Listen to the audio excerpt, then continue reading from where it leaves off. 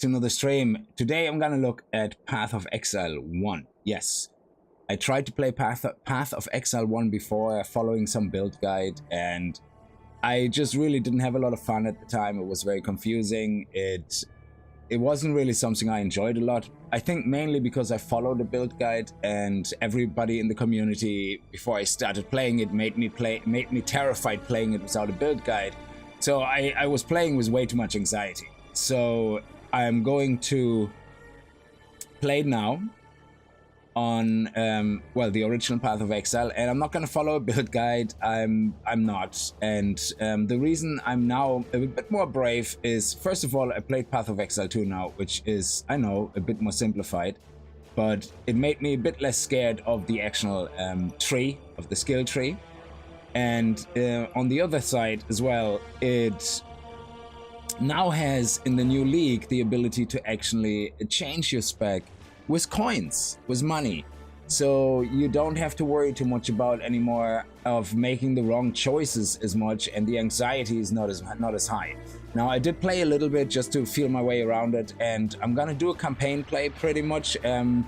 I'm not really too worried about the league. The reason I'm not worried about it is I can start the Settlers League right now, and the only difference is that it has that new mechanic where you can build like a settlement and all that, which we don't need to worry too much about as far as I understand. So we just want the guy that we can replace our passives when we need to with coin, and he gets unlocked very early in the early game, and then we focus mainly on the game. Because the reason I didn't want to start in Standard League is because then I can't benefit from the passives respecking with coin.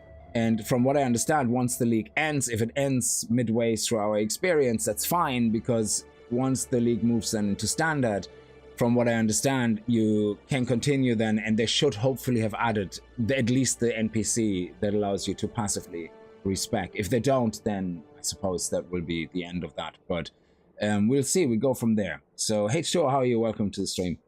So it's a bit of an early stream because hopefully I can get another stream in tonight, where we're going to continue the attempt at ascending to the Chayula Ascendancy, which I was told is pretty crap at the moment. But, you know, that's what we do the streams for, to figure these things out ourselves, and we go from there.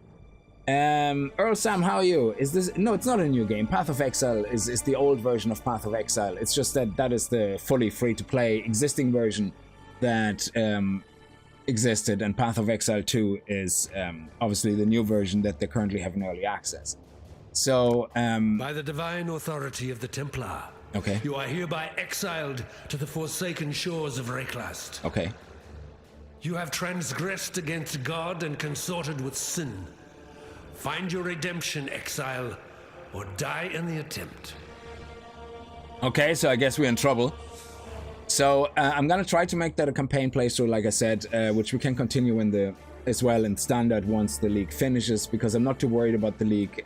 As I said in the beginning, the only reason for the league is to be able to respec our passives for coin, which is a new thing that they added to the league currently.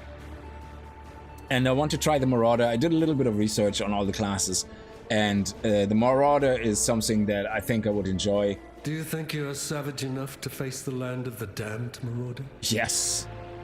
We offered you truth, yet still you clasped your superstitious lies. We offered you service, yet you wasted your strength in defiance. Wraeclast offers you something else. An education in true savagery. I love how he bonks his head with the two-hander melee weapon like it's nothing. H2O, pretty shitty. You're not feeling too good. Gotta get a root canal. So hoping dentist can see me tomorrow. And the wife got into an accident last night. Oh man, I hope it's not too serious. I hope she's okay. I hope the root canal is worse. So again, the only reason I play this league is because of the passive respec, and I don't know, what is it? Let's put an S in front of it, I guess. Settlers League. We go self-found, of course, and Marauder. Do we do it in the front or the back? How do you name your characters in Path of Exile in general? 2, 1, doesn't matter, because you have to have unique names. And this is the one thing I really, really love about Diablo 4. I can just name my character kickz, end of story, because each character has a name, but they also have this identifier behind the scenes that is unique, that gets generated every time you create a character. So it doesn't matter what you name your character, yeah, which is fantastic. I love that, yeah. So yeah, so I think, oh yeah, and we have to put the class in, because if we play something else we want to name, then we're kind of screwed. Are we gonna put that in the back? I don't know. I'm sometimes so lost in how I'm gonna name these things. So it's gonna be SSF and then the league in the end. Yeah, let's do it all in reverse. There we go. Let's make sure it is actually Settlers League. Self-found. Okay, let's go. Oh, she's okay. Oh, that's good. The car is checked up. Yeah, car's material. I know it's inconvenient, but it's always great when it's just that stuff that's more broken. So I love how it starts as well. We're not going to skip the tutorial, of course not. So Path of Exile 2 is, if you don't know the games at all, Path of Exile 2 is the successor to Path of Exile. And Path of Exile is, in comparison to Path of Exile 2, much... it feels older, of course, you know, graphically a little bit, of course, as well as the systems are very much different. Like, you still have the same principle with the passives and the skills and the systems, but for example, the gem system is completely different. You will see now in a second. So if you're familiar with Path of Exile 2, like me, playing that really properly first, and then playing Path of Exile 1 to see the experience and compare the differences and see how different it actually is, it gets you to appreciate one game more, you know, for what it is. It gets you to appreciate Path of Exile 2 for what they're changing, Path of Exile 1 for what it is right now, and I think it's good. I always think you should try to at least play a couple of hours of a previous game to see how they're, you know, upgraded, diverted, and you know, change things around. And maybe you even find something in the first one that you like way more than in the second one, which says threads upon threads on the forums as well, where people go, oh, I prefer that and over this, but you can make your own decision then. So we're listening to that because we're doing a campaign playthrough. To shore, alive anyway. Looks like you found something you can defend yourself with. Good. This place is crawling with criminals. There's smoke rising just east of here. Could be worth checking if it's... This is exactly the same, except in Path of Exile 2, dead should remember he automatically kills the guy. And I think it's actually much better that you have to kill him by hitting him rather than that it's an automated thing, because it gets you straight into, well, you know, this is how you fight. Bonk! You know? I like that. So now the gem system is very different. Well, it is different and it's not different, yeah. In Path of Exile 2, you have a list of gems you can equip, yeah. And the gems you equip to a weapon are usually support gems in Path of Exile 2. So you can't really equip proper skill gems. Here you have your skill gems, but you have to equip them into a weapon. And it's really, that's the only difference, yeah. From an equipment point of, from how to equip it perspective. There is some caveat, from what I understand, that certain gems are connected.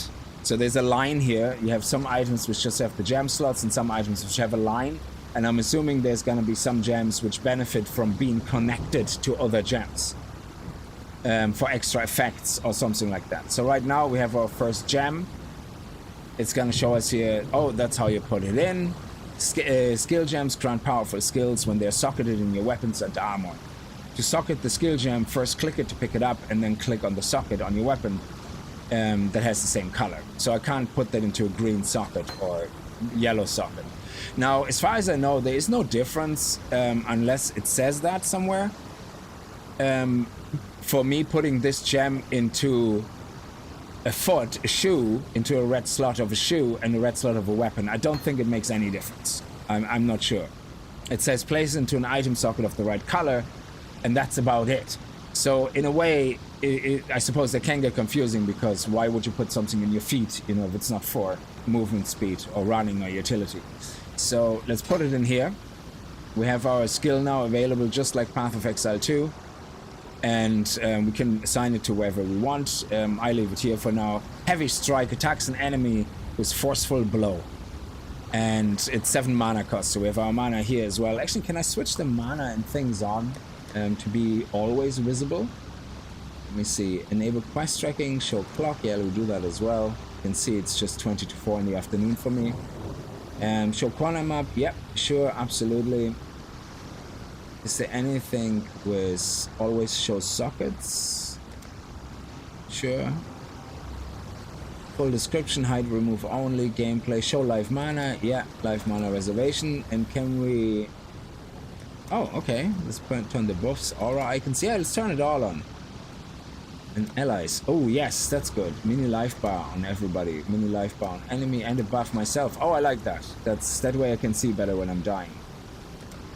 So when I was kind of test playing a character, the one thing I noticed, I kept pressing space to constantly dodge. Yeah, that's not a thing in Path of Exile 1. So you're gonna be doing a lot of clickety-click, and as far as I know, WASD is not supported, I think. Oh, we might as well put a basic regular item filter on straight away. Yeah, I don't think there is WASD, is there? Mouse and keyboard controller? The settings can only be changed from the main menu. So maybe there's a controller compatibility. It could be.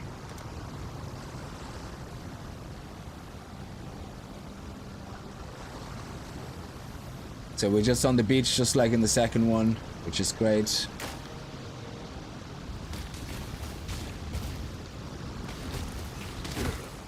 It's a very slow weapon. We're already getting absolutely hammered because we can't dodge roll. So we already have to drink our health bow potion. I don't even know how people play hardcore without the dodge. You have to kind of maybe evade it, I suppose, with your step, or in Path of Exile 1, maybe you face tank a lot more, I guess. Oh, there we go. Yeah, let's pick up everything right now. Oh, it equips it. Great. So I don't think there's a difference between me putting that into the helmet now. It will still do the same amount of damage, I guess. So if we look at our damage here, if I take this out, I don't know if it affects it. Oh yeah, actually you can see here. So that's 1893 damage per second. Chance to hit 91, evasive 88. It seems to be the same. Yeah, just exactly the same. So 1893, and if we put it in the feet, it's 1893 as well. Maybe there is gems that benefit more to be in a weapon or a head. I have no idea. I mean, it would be nice if that comes into play, because it would make sense. You know, that way it makes it a little bit more complicated where you put your gems. So we'll see. Also, gems level up.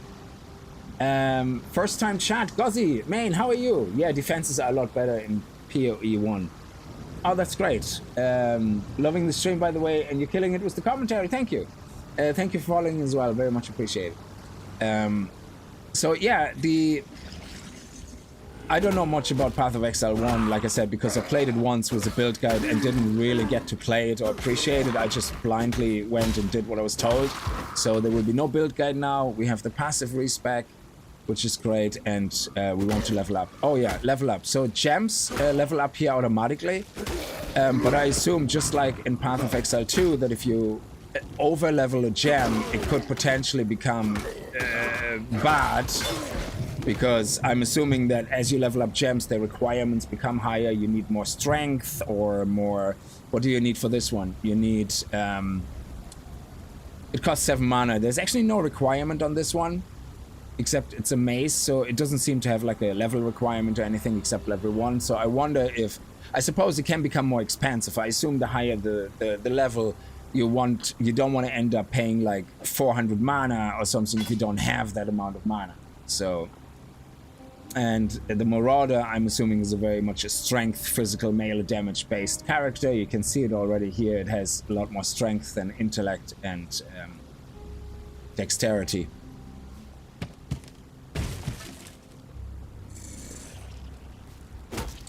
The support gems are crazy good in PoE 1. Thank you, Revelous. Yeah, that's we're gonna figure out all that. I really would like to be able to play Path of Exile 1. So, because I do think that features are different enough to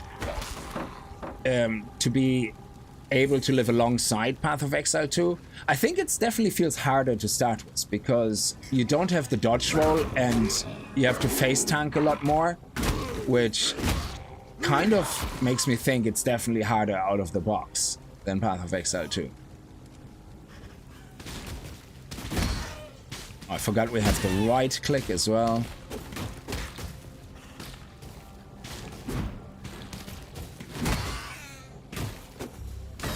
So we have mana restore, so we can move this over there, I think. I don't know if that will actually remove the mana, so press 5 first. Okay, and then we move it over. Excellent, yeah. So this, unlike Path of Exile 2, where you only have 2 mana and a flask for health, and you can't change it, so I cannot put only health potions in Path of Exile in, or only mana potions in Path of Exile 2, sorry. Here I believe I can put pretty much what I want into these, so if I don't want health potions, I don't have to have a health potion. As far as I understand, there's no limit. And you have a lot of other potions as well that give you effects, and so there's a much more expanded potion system. So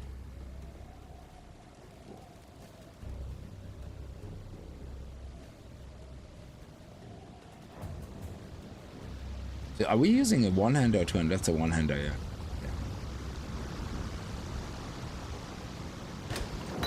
So we got a support gem here.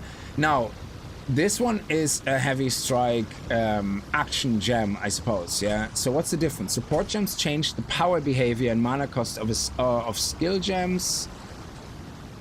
Let me see. Oh, okay. So, supports melee strike or slam skills every 3rd time you use a supported attack. Oh, so if I put this one in here, nothing will happen. So the way this works is then the line means that supports this. So if I put this here, nothing will happen. I'm not benefiting from this at all. But if I put this next to, let me see, mana cost of skill gems, they're connected to. Oh, okay. So if I put this here now, this will now benefit this gem here. And the description doesn't seem to update on the first one, so it's not like dynamic that it recognizes, hey, I have this attached to me. So, okay. So every 3rd attack with supported melee attack deals a ruthless blow. So 3 times, 1, 2, 3 is like a ruthless blow, I guess. Okay. But we have to obviously connect with the enemy for that.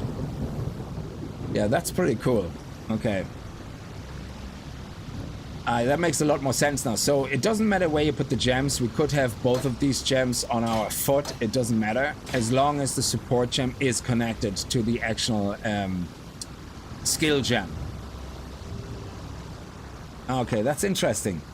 So that's what the linking is about. So I can understand now why there's this whole meme thing where it's like, you know, 6 links or whatever, you know, I don't know. But where you can basically get armor which has like 6 links. Well, 5 links plus the skill, so I can see how that is now very beneficial because you can put 5 support gems into that all feed into the main attack skill, making it completely strong, like, you know, which makes sense.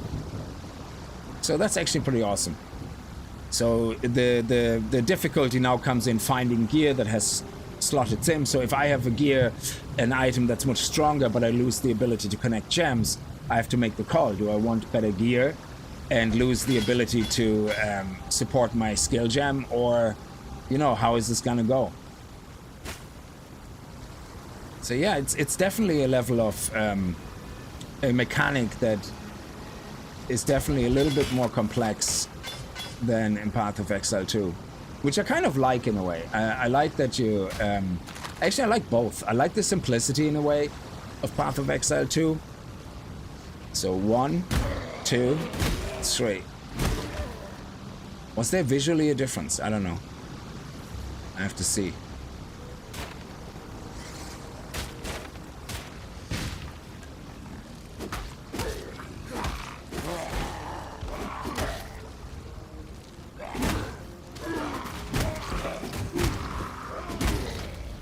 Yeah, I suppose the difference is in damage. Once you get into fighting something that's a little bit more tanky, I guess.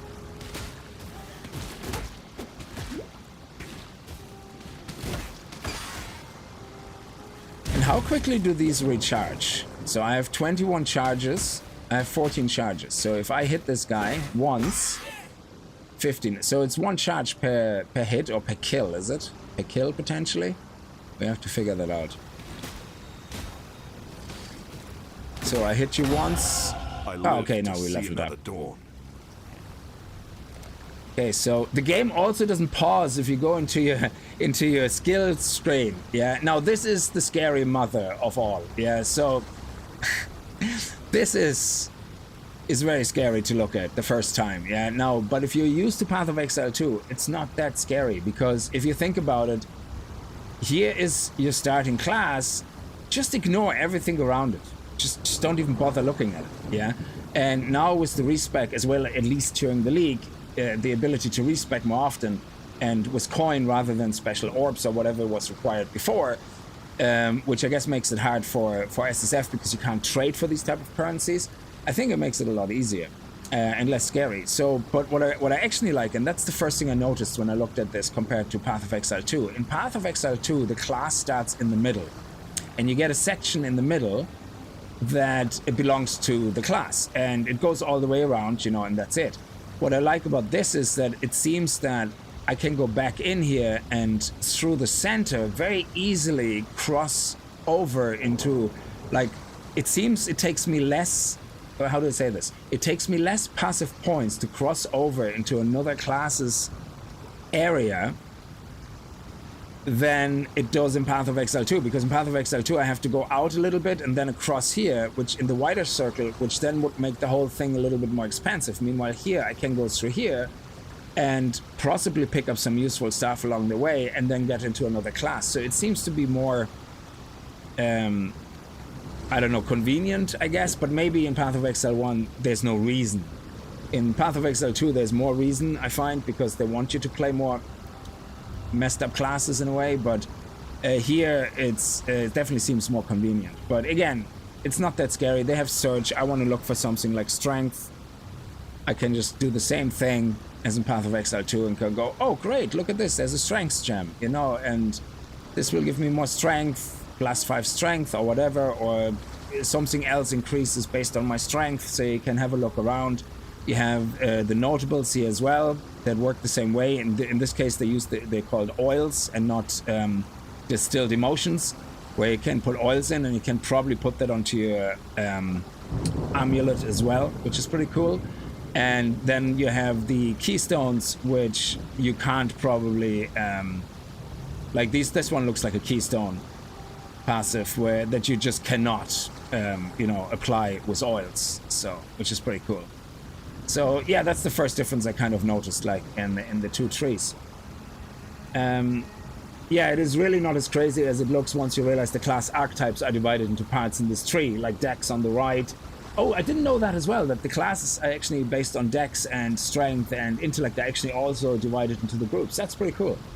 You seem to have a great understanding of the base of the game. I bet you love them more than PoE 2. Well, we'll see. I think it's different enough to be side by side, but and again, all that stuff is just, I looked at PoE 1 before, scared the shit out of me. Like I said, I followed the build guide, never knew what I was doing.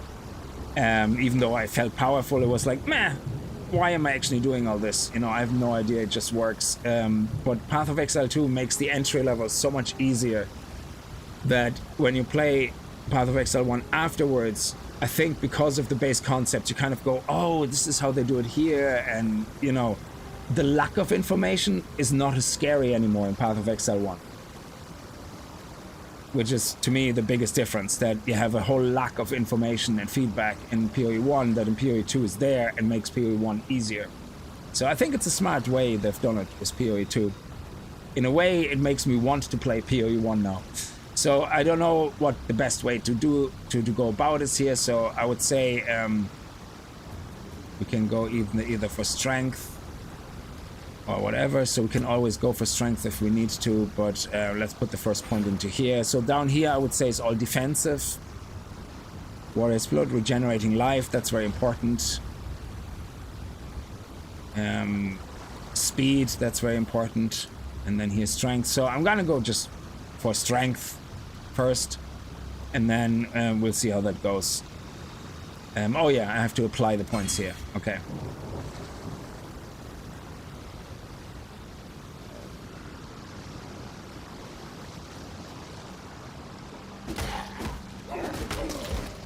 And I intentionally... Oh shit, we already have a boss or something. Oh yeah, that's like the farmer or the miller. Oh, okay, so I can actually kind of avoid being hit. Well, not really, I guess. Oh, yeah, I did there.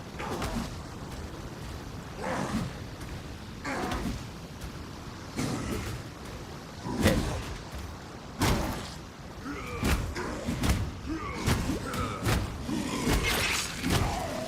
Oh, he took the sword out of his body. That's cheating, and he got healed up as well. I'm just gonna right-click the crap out of him, and that's it. Very good. Just face tanked the whole thing. Oh, inventory must be full. So,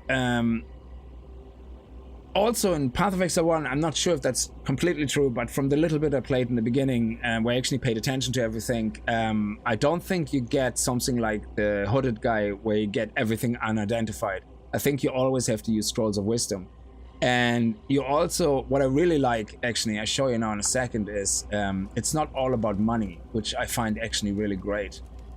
Though now that you have to have the ability to respec your passives with money, I wonder if they change some of these things. So we killed Hillcock. So it has a bit of a quest system like Diablo 2 more, where you have this little window with the acts and the little quests. Yeah, I like that. That actually looks pretty cool. Jason, it's Templar 2. No, it's PoE 1. Yes. Face tank is the best tank. Yes. So that's one of the... Hey, Kona, how are you? Sorry, I ignored chat completely for that. How are you doing, my friend? I'm doing fine, Kona. I hope you're feeling better. I believe you weren't feeling too well either. Yeah, yesterday I was going to stream. I was going to go for a short nap, and I went to bed at 8 o'clock, and I just could not get up. I had headaches, and my sinuses was at me, and I slept through pretty much until 9:30 in the morning the next day. So yeah, I just, every time I woke up and you know, have a drink or go to the bathroom, my headache was at me, and I was like, shit, I'm gonna wake up with a stupid headache. And I did this morning, wake up with a sinus headache. But we still have, I don't know if that happens in where you are as well, but in our case, when we go to the doctor for sinuses, we always get the same nasal spray, the same spray for medication, which is like on prescription. We have so many of them. When we think now, okay, I have to go to the doctor with a sinus infection, we don't need to go anymore. We just use the prescription nose spray we have from unopened from the last 4 visits, because we have so many and they don't expire for 3 years or something. So it's crazy. So, and I used that, and that helped. Great. It's beautiful.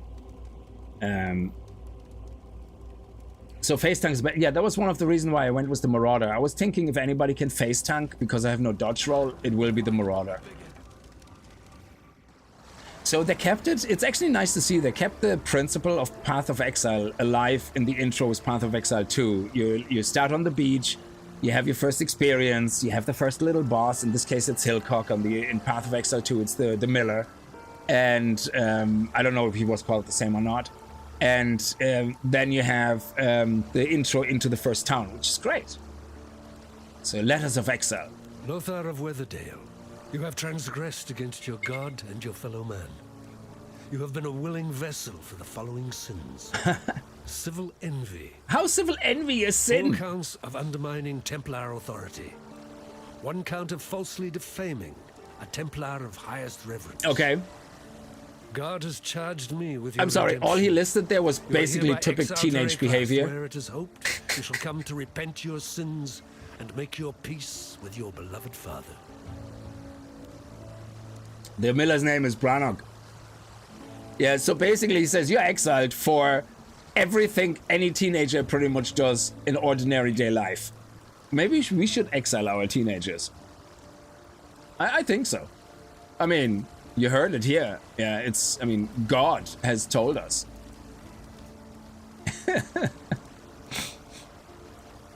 Okay, so like I said, I did kind of pre-play a little bit on a test character, but I deleted everything again, so I have nothing in here. Also, what I really like, just in case you were wondering, I bought the distilling, what is it called? Delirium. The Delirium tab in Path of Exile 2. And when I logged into Path of Exile 1, it showed up in here as well, which is awesome. I love that. I mean, they really want you to be able to play both games as one game and not separate. And depending on what the story is, if the story is really good in the first one and it's different, then absolutely play the first one for the story, you know, at least, and get to endgame, whatever, and then stop, and then play the second one. I don't even know if the story is connected. Maybe it is. I don't know. I have no idea. So, yeah, so what I like about this as well is when I sell things to people, they give you resources instead of money. So it's like a disenchanting, always disenchanting. But the only thing that makes me worried is that I might not have enough gold for respecking. But that's it. Yeah, the way they make the MTX work is actually insane. Yeah, I agree with that, Gozzy, because a lot of games would go, no, we charge you separate, not only per game, but per character. So if you log into a new character, you have to pay again. Yeah, and it's really nice to see. I'm surprised they make enough money, actually, with that system. I'm really surprised. Seeing that they run servers and all that to keep all this alive. It's crazy. Okay, it is a campaign playthrough, so we're going to listen to the NPCs. The only ones I don't care too much about is these guys, because they're the ones for the settlement stuff for the League, and I'm more interested in the mechanics than the story there, because we're probably not going to finish it before the League ends. Talamoana, Marauder of Namakanui. No need to be surprised, Karui. My father and I were among those who tried to save your people from ignorance and damnation. Oh, wow. My father paid for his arrogance with his life. I'm still paying for mine. I'm Nessa, and I suppose I should thank you for ridding us of Hillock, that putrid giant you felled out there. Be careful in the days to come. Karui savagery is nothing when compared with the ferocity that is Wraeclast. Lion Eye's watch isn't much, but it's ours. We could use you here, while you live. But should you wish to venture out, do just one thing for me. Out on the coast, I love the voice rest, acting, man. It's great. Medicine chest. I have many to care for, and there's only so much I can do with herbs and seawater. Are you the Yuna of Lion's Eye? Lore playthrough, yes. It doesn't mean I understand all the lore, so be patient. If there is things I don't get, like, for example, when she's talking about the Karui, I don't know who the Karui are yet, you know. Apparently it's me, is it? Is that something that is, let me see, watch isn't much, but it's ours. No, that's the second one she said. What's the first thing she said? Talamoana, Marauder of Namakanui. No need to be surprised, Karui. So I'm a Karui. My father and I were among those who tried to save your people from ignorance and damnation. Okay. My father paid for his arrogance with his life. I'm still paying for I mine. suppose I should thank you writing us Philcock. Okay, so some of the things will go over my head, of course, you know, unless you write everything down, keep track. So it's not going to be that detailed of a lore-based playthrough, but I do want to listen to things, read the notes, try to make the connection, and then maybe even see a connection to Path of Exile 2. You know, who knows? So when you sell items here, when you sell an item that is unidentified, so if we put in something like this, we get shards of transmutation, which then turn into the orbs of transmutation, which I'm assuming are the ones that make normal items magic. Yeah. If you unidentify something and put it in, you get shards of alteration, which is the other one. So one of them does the upgrade, one of them does the adding the mods, yeah, to a magic item. So, which is really cool that you actually, because it makes it worth it that you kind of go, oh, you know, I don't have enough shards, I still get something out of it. And if I sell a white item, it gives you different resources. A stack of 5 fragments. Now, 5 fragments become a scroll of wisdom, so you maybe sometimes want to intentionally pick up a lot of white items and sell them. So, and here again, unidentified, so we're just gonna sell them all as is. And I'm not gonna worry too much about things right now. So this, I will put here though, is it? Can I wear that? Oh, I can't change, yeah, okay. And I probably should keep the blue chest at least. Let me see. Yeah, this one, let's keep this one. And accept, Hello. and then sell. Actually, let me put that stuff in first, and we keep the chest. And we're gonna, oh yeah, what is that? Level 3, but it's a bigger mana flask, so I definitely want to keep that. Yeah, okay. So I'm pretty sure there's gonna be this amazing white item. Somebody goes, oh, why did you sell it? I wouldn't know. I have no idea. So don't be too disappointed with me. Now, these guys turn then into orbs of transmutation, and these guys turn into scrolls of wisdom, which is great. Drax, Karui are like barbarians, if I remember correctly. Well, it makes sense. If I'm a Karui, I'm a Marauder. Oh, keep the bow, identifying in its orbs. So I probably, you mean like keep a bow for secondary, which would make sense, because if you have a game without dodging, having a ranged weapon would make sense. Can I buy items back? No, I can't. Okay, that's fine. Yeah, don't worry about it. We're gonna find another one. So, also, again, if you're Path of Exile 1 expert, don't shout at me for buying no gems or not buying that one gem that I should be buying.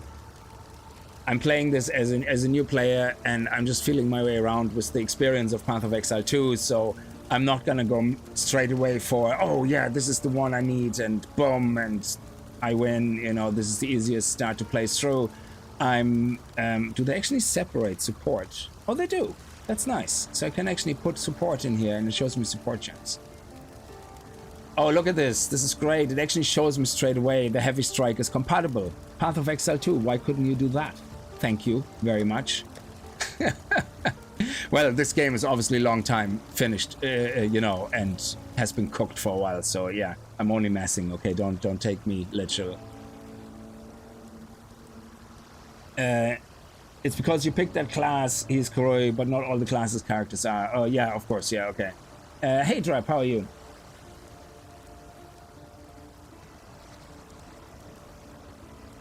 Oh, why is did the message not go through? Okay. We totally understand. It's a bit hard to learn. Yeah.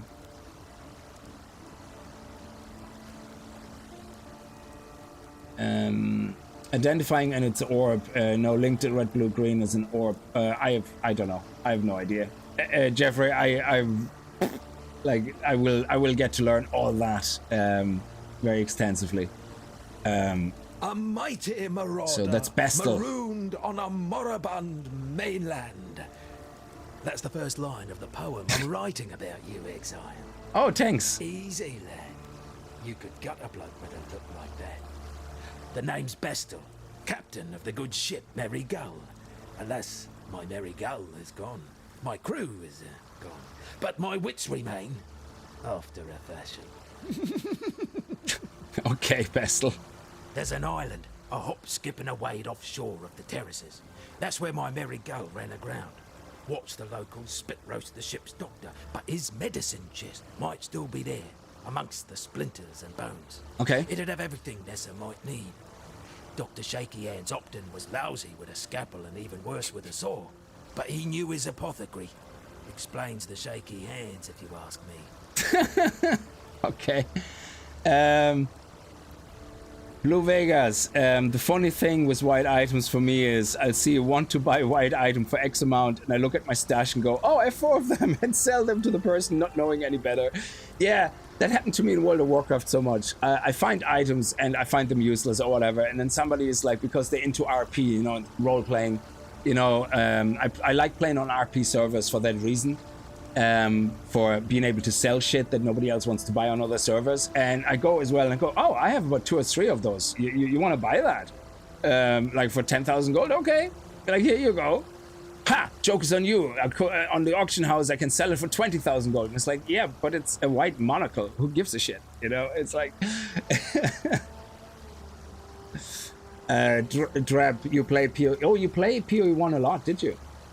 There's a good ton of stuff that isn't quality of life. Yeah, I can imagine, yeah. The notice board. Okay, tell me about Nessa. Poor Nessa. Not even a mother herself, and yet she cares for us all. And what a sickly, pathetic brood we are. May she live to have her own family. A real family. If anyone deserves that, Nessa does. Okay, so he actually thinks highly of her, not like Finn about Una, who makes fun of her, who can eat a bag of dicks every day of his life. Drowned dead. Arrow, the Merry Gull's cook, washed up on the rocks over yonder. Dead as a doornail he was. Buried him myself. Then, a few days later, I see him on the beach. A little worse for wear, but upright, shuffling about. A land full of disturbing surprises, this Wraeclast. So they didn't really explain what happened beforehand, so I'm assuming part of us playing this game we will find out what actually caused all this. I guess. There's nothing here, not yet anyway, okay. And then we have Tarkle. Fine work with Hillock. Where'd you learn to fight like that? No, forget I asked. We exiles have no history. Dominus took it from us when he had his blackguards dump us in the water out there. Here, got something for you. Should help you kill a few more of those undead bastards. Don't bother thanking me. The way I figure it, the longer we fighters live, the longer everyone lives. Okay, so again, there probably is a best choice or whatever, but I do not want to go with the shield anyway. In my head, Marauder, warrior, two-handed weapon, bomb smack right in the face. So that's kind of what I'm aiming for. What do we already have? I don't want to get what I already have. Ground slam. Why does that already come leveled up? Interesting. So this one is Ground Slam AoE, which is nice. I love AoE stuff. In front of you, creating a wave that travels forward. Attack speed, 90% of base. Attack damage, 132. Level 1. Infuses melee weapons molten energies to attack physical fire damage. This support causes balls of molten magma to launch forth from the enemies you hit, divided among all enemies hit by the strike. These will deal... So does it just move out, or does it actually always aim for the enemies? It looks like it aims for the enemies. Hit by the strike. This will deal area attack damage to enemies where they land. Oh, okay, where they land. And then you have defenses, which is more for a shield thing, I guess. Swipe your shield, which I'm not going to do. So I usually like things with ailments, but I'm going to go for the very basics here. And just going to go for Bam Bam. Put that into my hat. Just why not? Tell me about Lion's Watch, my friend. Founded by Marseus Lioni as a supply station for his campaigns against the Karui. In its day, Lioni's Watch could be defended by just a small garrison of well-armed legionnaires. What have I got? A handful of starving criminals with driftwood clubs and rusted hatchets. Most of the characters are from Oriath, Witch, Templar, Shadow, Duelist, and the Marauder is Karui, and the Ranger doesn't say, just from the forest somewhere. He fell off a tree. The drowned dead. The Eternal Empire has some right nasty leftovers. Whether it's something in the air or in the water, no one stays dead in Wraeclast. Not the first time. It can take a little while, but sooner or later corpses wake up and go looking for breakfast. That's interesting. Tell me about Bastel. That hat Bestel wears? Saw him pluck it from the real captain's head right before the cannibals barbecued the poor bastard. Waste not, want not, I suppose. Yes, Bestel's got a gift for telling tales, but I'd never call him a liar. The truth's always in there. You just have to listen for it. Carter, how are you? Hey kickz, I noticed in PoE 2 use the mouse movement rather than WASD. Have you tried the other? I'm about to start my first playthrough and wondered if there's any benefit. Definitely try it. For me personally, it doesn't work as well. I would have to remap all my keys completely. Like I play World of Warcraft and stuff with WASD, but all my skills execute with 1, 2, 3. In World of Warcraft, I have 1, 2, 3, Q, E, Shift, Q, Shift, E. That's my kind of skill system, and then Shift 1, 2, 3 as well. So that would be my skill system, but because 1 and 2 is already used for the flasks, I would have to remap them, and I would have to remap everything. Yeah, and it just is too much of a hassle. And I'm used to playing with mouse. So I actually found it more difficult to look with my mouse in a direction but move with WASD in another. It works nicely for a lot of people, and a lot of people prefer it than with the mouse. So definitely try it. I would say try it, because a lot of people are absolutely loving it, and I see why. It is really cool, but for me, I just never got used to it. So I tried it a few times, and then I was just like, you know, if it's not broken, don't fix it. It works for me to strafe and avoid things with the mouse, you know. But yeah, definitely give it a shot. So people who can play actually with WASD and QE at the same time and all that without remapping, fair play. I can't do that. I get a knot in my fingers and I just keep... I basically stop moving when I click action buttons a lot with WASD and get hit more. Meanwhile, with the mouse, I'm constantly moving and executing. So, yeah, I don't know. So, now, oh yeah, you have, what do you tell me about Nessa? Nessa's the one keeps the rest of us from losing our minds. To be honest, when she first arrived, I didn't think she'd survive more than a day, 2 at most. She's been proving me wrong every dawn since. Heard a bard once sing that the fairest flowers bloom in the foulest places. He was bloody well right. So it's Una, basically. I've seen many an exile pass through Lion Eye's watch, and many more that simply pass on. Those letters are my way of keeping track, of remembering. Oriath might want to forget us all, but I'll be damned if I will. Okay, so what do you have? Oh, you have actually weapons and stuff. Yeah, I like also that you actually buy things with currency, like scrolls of wisdom, or I think an orb of transmutation or something, you know? That's actually pretty cool. Which again makes me a little bit concerned that how am I supposed to get enough currency to pay for my respecs if everything is based on special currency and not gold? So I'm sure they thought about that in a way. So this guy here is from the expansion, so I'm not really too worried about his story, to be honest.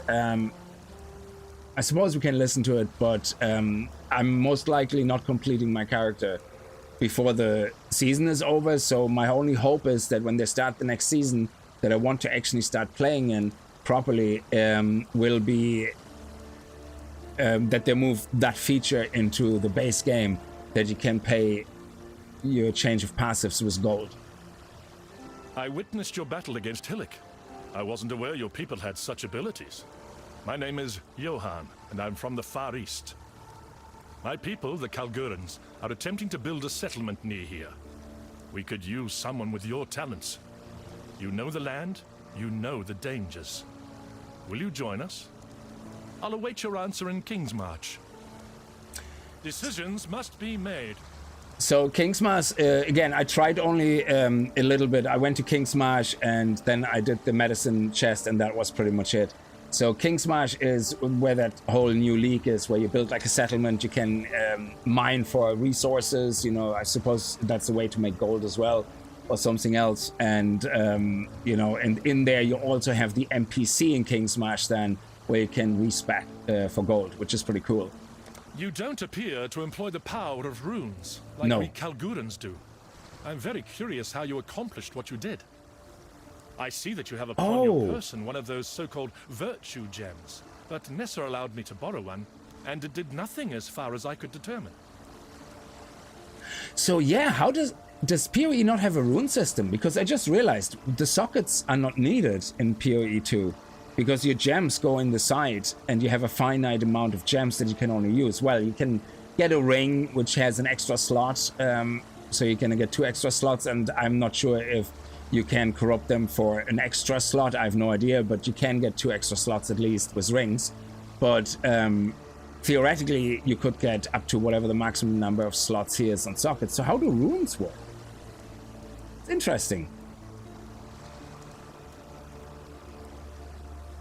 Yeah, that's also another reason why I want to try Path of Exile 1, because the crafting system is supposed to be not just like a slot machine, but you have a lot more ways of crafting what you need, which is really cool from the way it sounds. Tell me about King's Marsh.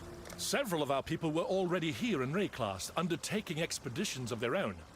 When their outposts reached a certain size, the king, in his great wisdom, gifted them an official charter and a name. I was sent to aid in the execution and management of that charter. I serve as the king's hand. Okay, can you ask him why we have to live such a crappy life here in this area, and if you can move over some money? I am from Kalgur, on the continent of Middengard. We have reached Wraeclast by ship. The journey was quite long and quite dangerous. Eventually we may be able to open trade with Kalgur, but for now, we are on our own. So this is the town management screen. Oh, actually, the 9 gold that I put in from my other character when I was messing around with it. Oh, this is also open. And that's interesting. I did all this on my first character, where I was messing around with this for a little bit. And, oh, look at that. I already have some ore. Well, okay. So, decisions must be made. Let's visit King's Marsh to get that part out of the way. I asked Una to marry me. She said, oh, thank you. I offered her the wedding ring. She said, I cherish this. I got her a wedding dress. She said, these are just some odds and ends of mine. And then when she saw you naked, she says, I like to keep odd things that Finn makes fun of.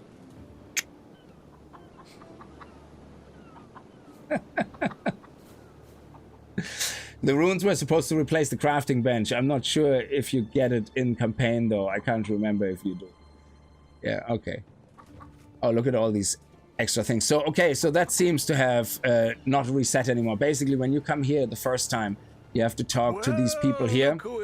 And this guy here, I'm not going to go through the text of the league. I'm interested in the main campaign. So this allows you to manage the town. This dude here lets you respecialize. So he's the one. Is truly set. Yeah. So I can say, hey, I take this out, and that will cost me 4 gold. Yeah. So I can apply the refund. There you go. And now I have my point. Yeah. And now I can put that point back in here, and that's it.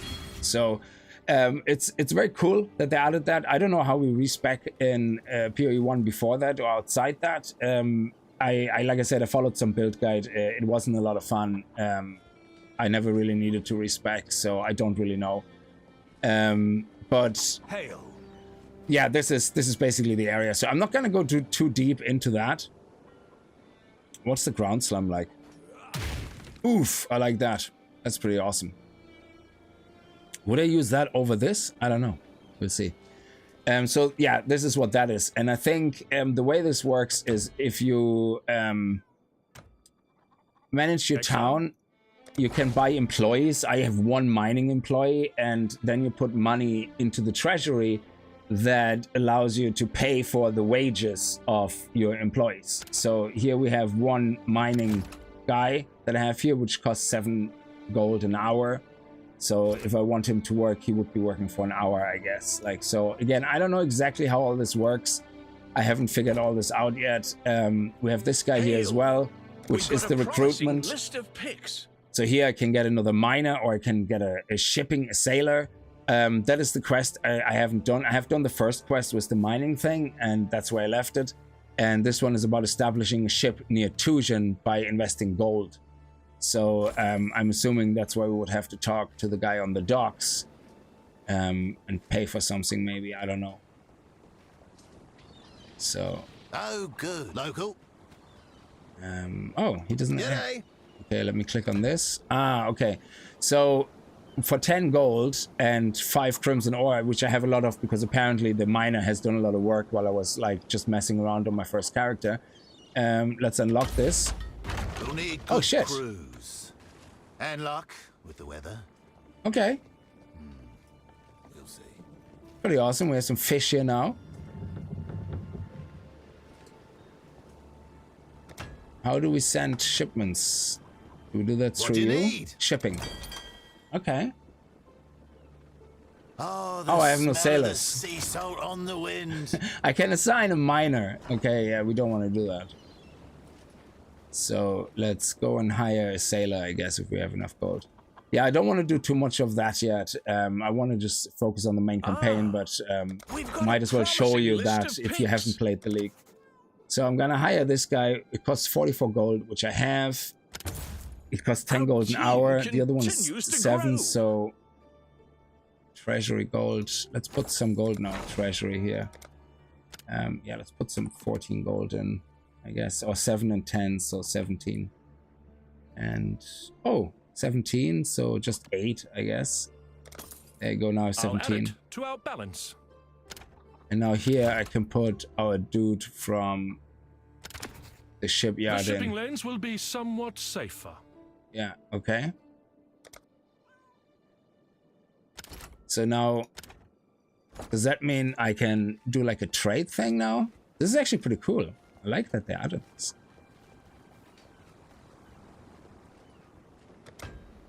Oh, sorry, no, I have to talk to this guy. Local. So, wheat. So, distance from King's Marsh. Do we have any wheat? I don't even know if we have wheat. Prepare shipment. I have ore. They favor wheat, but it doesn't mean they won't buy ore. So, okay, say I put 15 ore in here. Shipment value is 60. And then I select the port. That's the only port I have. Done. It will take 42 minutes. Requires minimum shipment value of 100. Okay. So let's put in 25 then.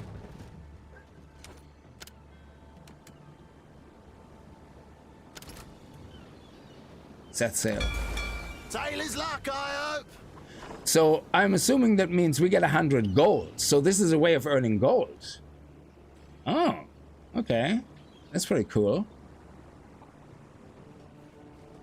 Also, our gem is nearly leveled up. I think the leveling up of the gem might have already been 57 because of my previous character. So does that mean if I level up all these gems, they remembered? Or is 57 out of 70 just something that we get from the start of the gem or not? I don't know.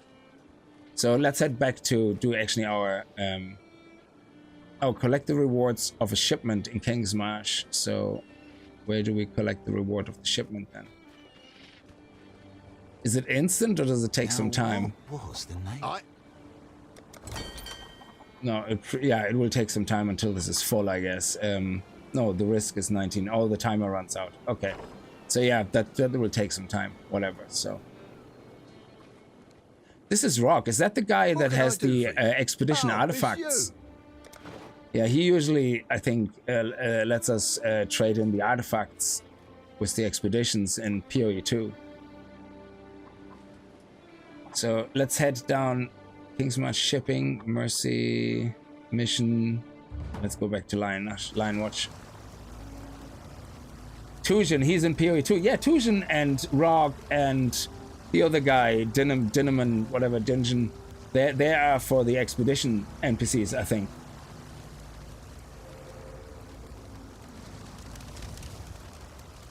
Okay, so again, I'm ignoring a little bit more of the whole League thing.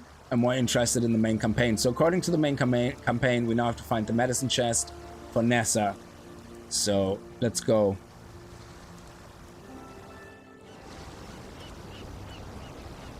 There's also one thing I noticed Living corpses, is that it tells us to go some places sometimes, and what it does when you get close, it shows us an arrow, a directional arrow to assist you, saying, oh, this is where you have to go. I really wish they would add that to some of the maps in PoE 2.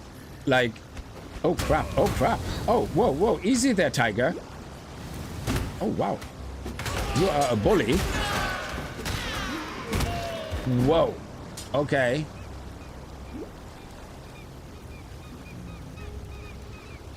Which is really cool. I wish they would do that like in PoE 2, especially if you're like on a map like Exile and say you're very close to the actual exit, but it doesn't show up yet. And you go, oh, and you think that's the end of the map. You go, oh yeah, let's go over there. And then you end up completely on the other side of the map and you can't find the exit. And it goes, oh, well, you haven't found it yet. And you see that that 1 pixel area you haven't looked at. And you have to go all the way back through the whole map, hopefully not to die.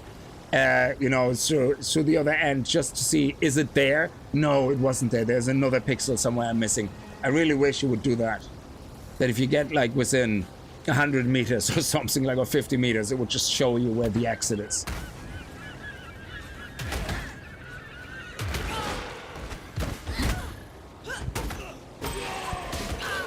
Ooh, this is nice. So we have now our first skill gem leveled up. And we can level it up. So I'm assuming if we level it up, it will get stronger, but next level requires level 2. So, but it might cost more mana. Requirement levels surely will go up, which means maybe you don't want to level it up. So, but what's the difference here? So 25, what's the damage right now? So this one is the ground slam. Ground slam. So that does 13.34 damage. And if I click on that, oh, it actually increased here from the main hand critical.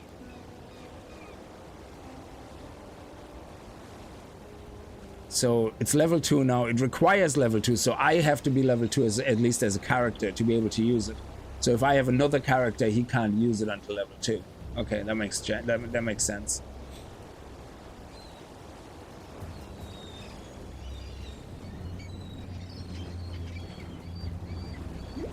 I wish somewhere on the side it would tell me how many bosses are on the map that I have to kill. Yeah, that would be pretty sweet as well when you're mapping, yeah.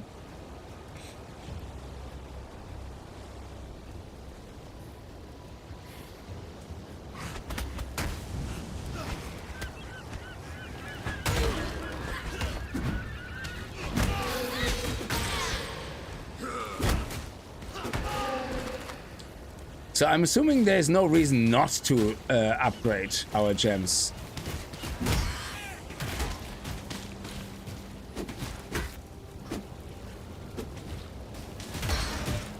Yeah, we have to get our accuracy up so we don't miss as much.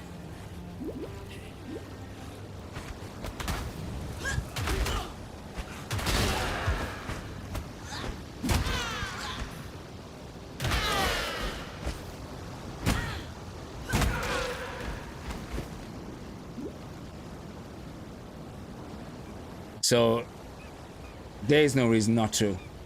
So this is 85 and 224. Does it show you what will be upgraded to? No. 224, 85, 224, 7 mana. 85, 234. So I think it was 224, so it got 10% more damage, still cost 7 mana.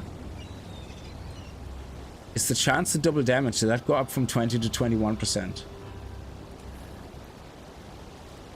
Oh no, chances for double damage increase when you increase the quality of the gem. Okay. And I'm assuming leveling up in quality is 2 different things. Yeah, you see that here? It's like a marker for something. I really like that it does that. So there's something there. You need to refill your strength levels before you level up. There's a reason lots of gems auxiliary will have dex or int requirements. You won't have enough to level them fully. Yeah. I mean, that's the same as in Path of Exile 2. Except, oh, it doesn't pause. Oh. Oh, Burning Ground is just as much of a bitch in Path of Exile 1.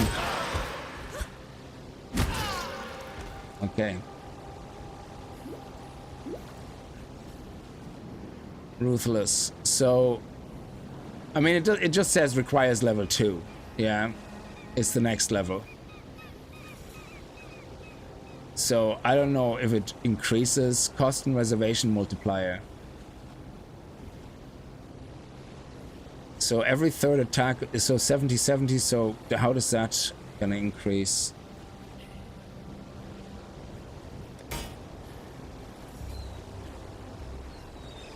Ruthless. It's the, oh, it's 71% now. Nice. So it does go up in percentage as well. That does damage. So that's pretty sweet.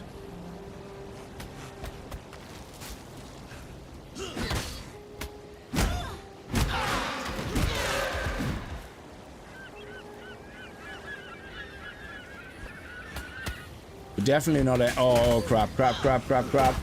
I keep pressing space.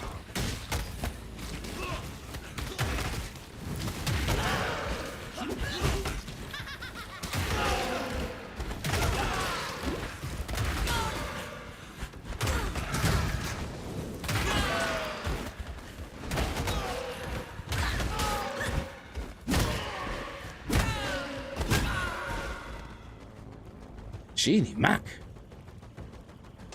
Well, we're still using a shield right now, so I might as well use this one. Increased movement speed? Hell yeah.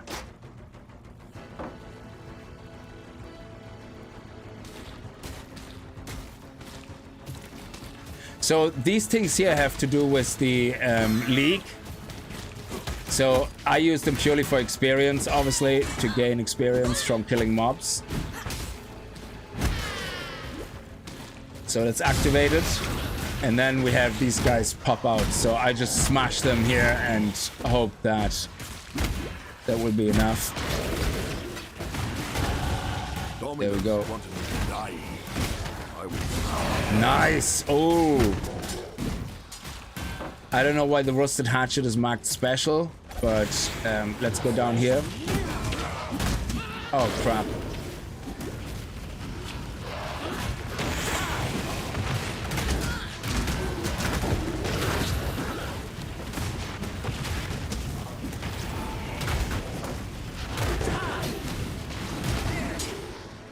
There's a little boss there, which is bad.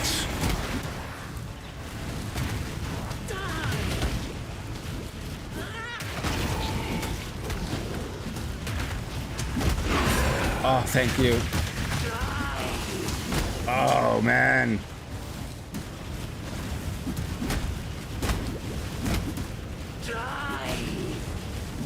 Come on. This is definitely a unique experience.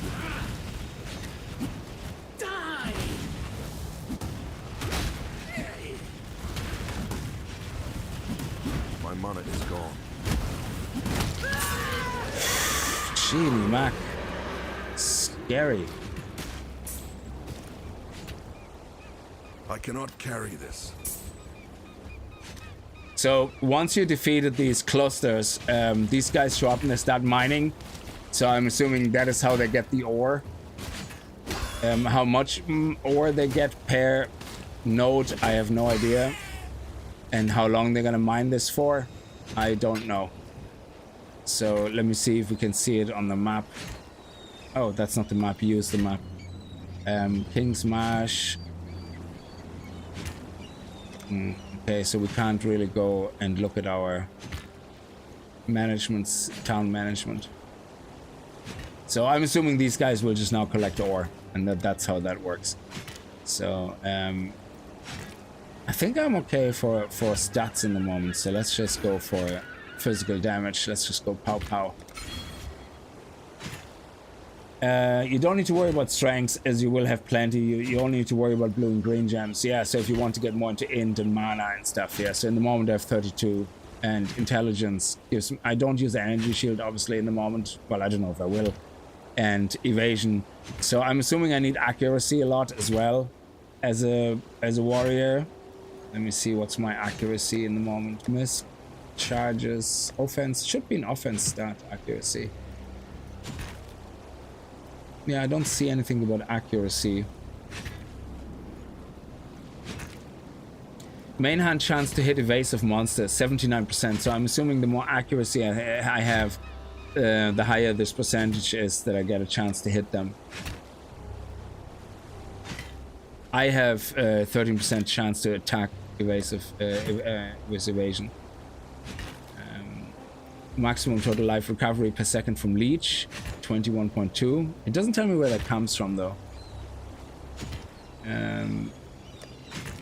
Endurance charges 0.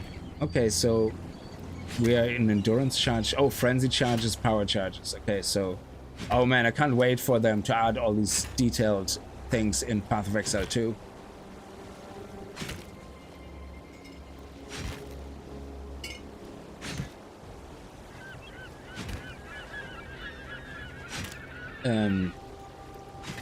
Yeah, chance to hit. Yeah, okay, yeah.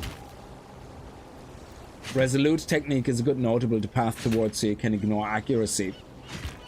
Yeah, I'm gonna have to where's that? Let me see. Resolute.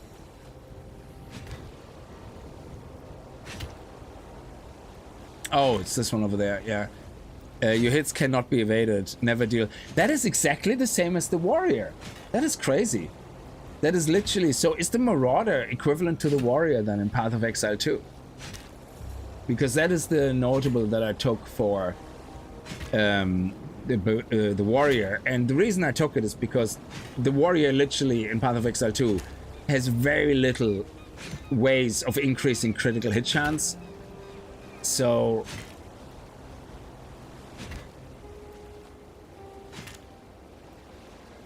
that's why it makes sense, and I'm assuming it's the same here. So if I look for crit, I probably will find very little. Oh, actually, it's quite a lot. Increase melee critical strike chance. Yeah, wow. So the Marauder can actually be a critical hit beast, is it? Holy shit.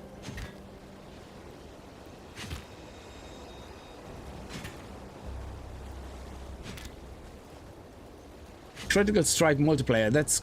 well, is that critical strike damage or is that critical strike chance? Well, it says critical strike multiplier. So what is the critical strike multiplier? Is that the one that causes... yeah, there's chance. So chance is different. Yeah, critical strike chance. Critical strike multiplier I take for damage multiplier. So, but still, very, very good. So you have the ability to head over there and go crit, crit, crit, boom, boom, boom. Crit chance go up. So yeah, I mean, seeing that's actually interesting, because that's the one thing on the warrior that I was very disappointed at, that you couldn't make a crit build with two-handed weapons. That would just be amazing. Maybe you can somehow, I'm not sure, but there's very little ways of passive tree abilities to increase critical hit chance in the warrior and PoE 2. Attack speed. This one has movement speed. Yeah, I think I'm gonna go for these two first and see what happens after that. Okay, so why is this one marked like that by the item filter? I'm assuming this is a very valuable white item that potentially can be turned with the Orb of Chance equivalent to a nice... oh, they're all connected. All right. So this is one of those things that might work out nicely for you. I mean, seeing it's a one-handed axe, I might keep it for myself. Oh, it's a vendor recipe to get a chromatic orb. Oh, cool. So when these are marked, that actually works out for me because I'm playing SSF. So yeah, we definitely want to unidentify that and use that for now. Boom. There we go. Nice. 6 to 14 damage, increased global accuracy rating. Oh, nice. So now, yes, you see? Our chance to hit evasive monsters just went up to 99%. That is awesome. So 40% accuracy. And I'm assuming it's the same as in Path of Exile 2, that as you higher level higher, you need more and more rating to get the same result. Increase attack speed, that's awesome. Accuracy rating, that's awesome. So we already increased our damage by double, 27 instead of 11. That is sweet. Okay. Let me get rid of all the white items here other than that, like this one and this one, this one. So I pick up only the blues. Let's put the big mana potion in here to fill up. Actually, put it in here. And what is this? Why is this so specially marked? And this as well. So this one has no slots, so but I don't use this, so I just leave it like that. This one here, why is this now marked as specific? Okay, maybe because it's my class that can use it and it's a 200. So oh, just because it's a 3-link, yeah.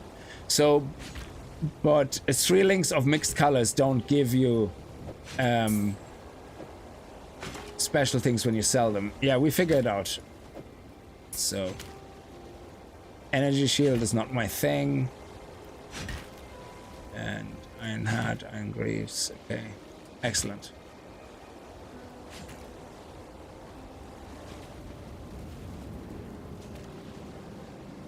Oh, RGB trading recipe. Yeah, that makes sense. Thank you. Keep an eye on vendors for movement speed boots. Yes, that's a good idea. I will do that. I'm actually happy that we have a shield which has some movement speed. So our total movement speed is probably still very crap. Where does it actually show us the movement speed? Is it offensive? Not really. Movement speed is defense, yeah. I was just about to say, with the strong armor, it's -3 with the chest. So actually it's even more than -3 because oh, the shield should give us actually increased movement speed, but it doesn't by itself. Interesting.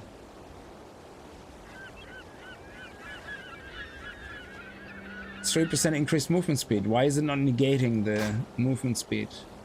Oh, interesting.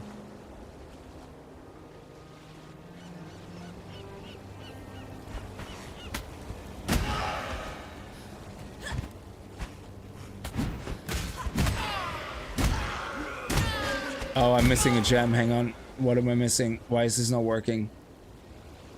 Why is Ground Slam not working?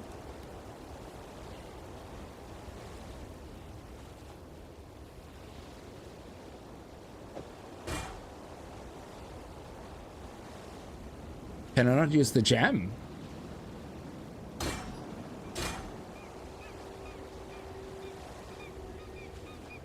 Oh, it has to be maces. Yes, and I moved to a sword, so I can no longer use that. Oh, oh yeah, that's right. Interesting. So maybe I'm just better off moving into a 200. How much damage would we lose with 200? Not that much, so I might actually just stick with the 200.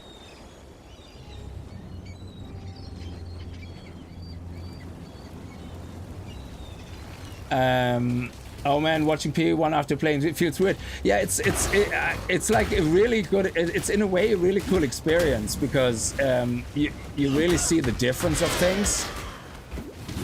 Oh crap, dude! And not having a dodge roll is actually in a way kind of.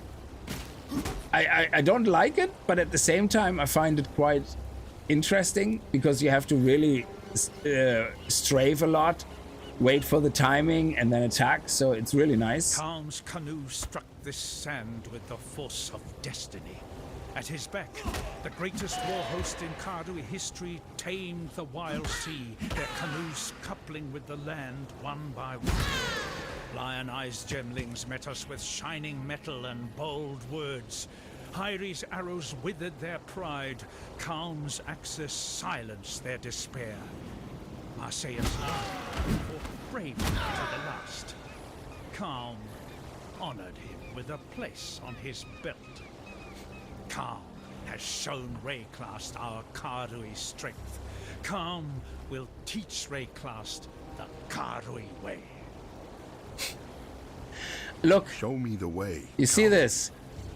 We need this in Path of Exile 2. Please. I know, I mean, look at the distance. This is such an amazing distance to already trigger this and show us where it is.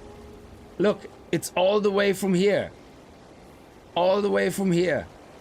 I can see it. Please, give us that for Path of Exile 2. I'm so sick and tired of going through the whole map several times just because I missed a pixel somewhere in the corner that I was literally right beside.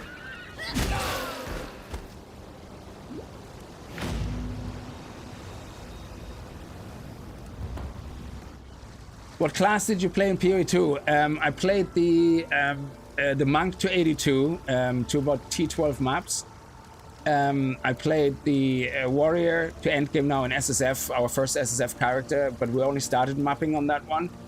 And the next class on Path of Exile 2, I'm gonna be interested in leveling up as the ranger, all the way to endgame in SSF. And but I'm still not finished with the warrior. I want to get a little bit more into the warrior before I say, yeah, that's great, let's go to the next class. So, well, we tried all the classes to level 20 so far. And monk is my favorite, invoker monk is my favorite. We're currently working on a Chayula monk, which is weird because you can't really play it any different than the invoker monk right now, at least for now in the beginning. So we're still playing ice and ice strike and all that. But once I get the ascendancy of Chayula, it's supposed to be pretty bad. We're gonna see if we can move more into chaos damage and unique skills, because why play an invoker monk with a Chayula ascendancy? It makes no sense, you know. So there should be some possibilities, even if it's not as good. So Ranger for the win. You see many assets are recycled for use in PoE 2. Could be, yeah. I mean, I don't mind that at all. I think they just upscaled them or made them look cleaner and all that, which would make sense. So let me sell my stuff. I haven't gotten your Still alive, chest are we? yet. Yes. So if I sell that, oh, I get a chromatic orb. Reforges the colors of a socket on an item. Very good. And this one I don't need. So do I get anything special for a yellow one? Oh, I get 15. All right. And then we have the paper here. So why was this special? That still only gives me one of those. Yeah, I'm gonna get rid of that as well. Energy shield. There's movement speed. So I'm gonna see if I can get, like you said, a ranged weapon for the secondary slot. That would be pretty good. Oh, it automatically upgrades the shards as well to orbs. Oh, that's pretty cool.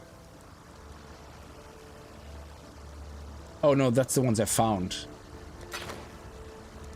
So this and this is one thing. So this upgrades normal to magic. So it's the transmutation that upgrades, and then the alteration adds the modifiers. Okay. Stay sharp out there. I can imagine I need thousands of these.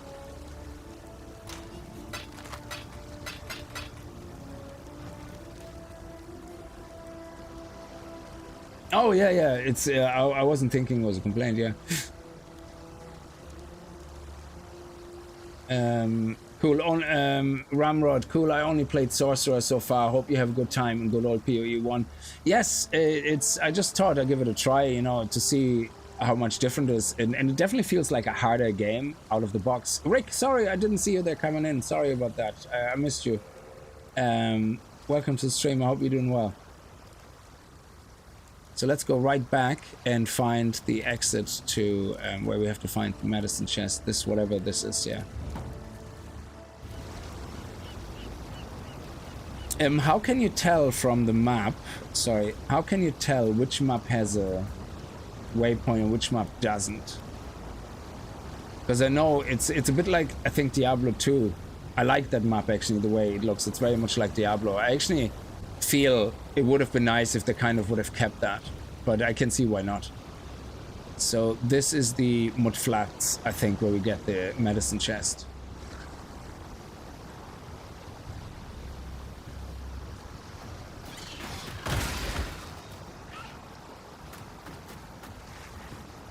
Yeah, and also the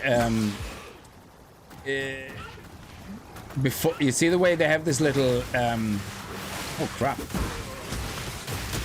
Ooh, ooh. Ah.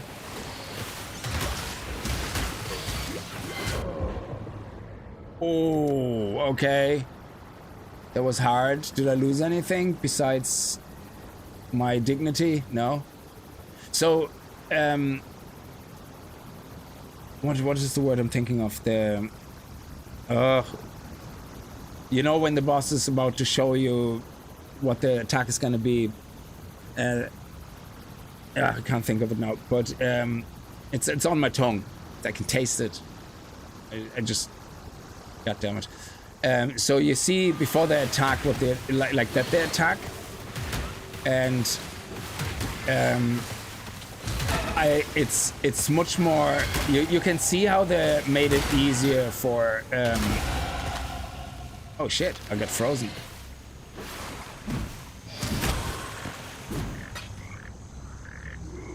Telegraphing, yes, sorry, that's the word I was looking for. I was thinking T, transmission, no, telegraphing.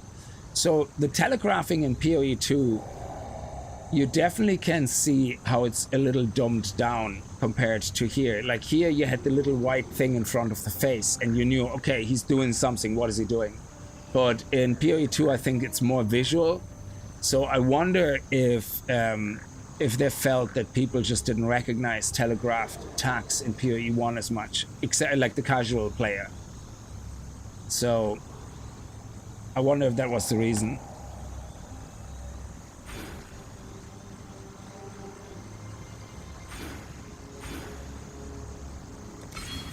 Give us the damage.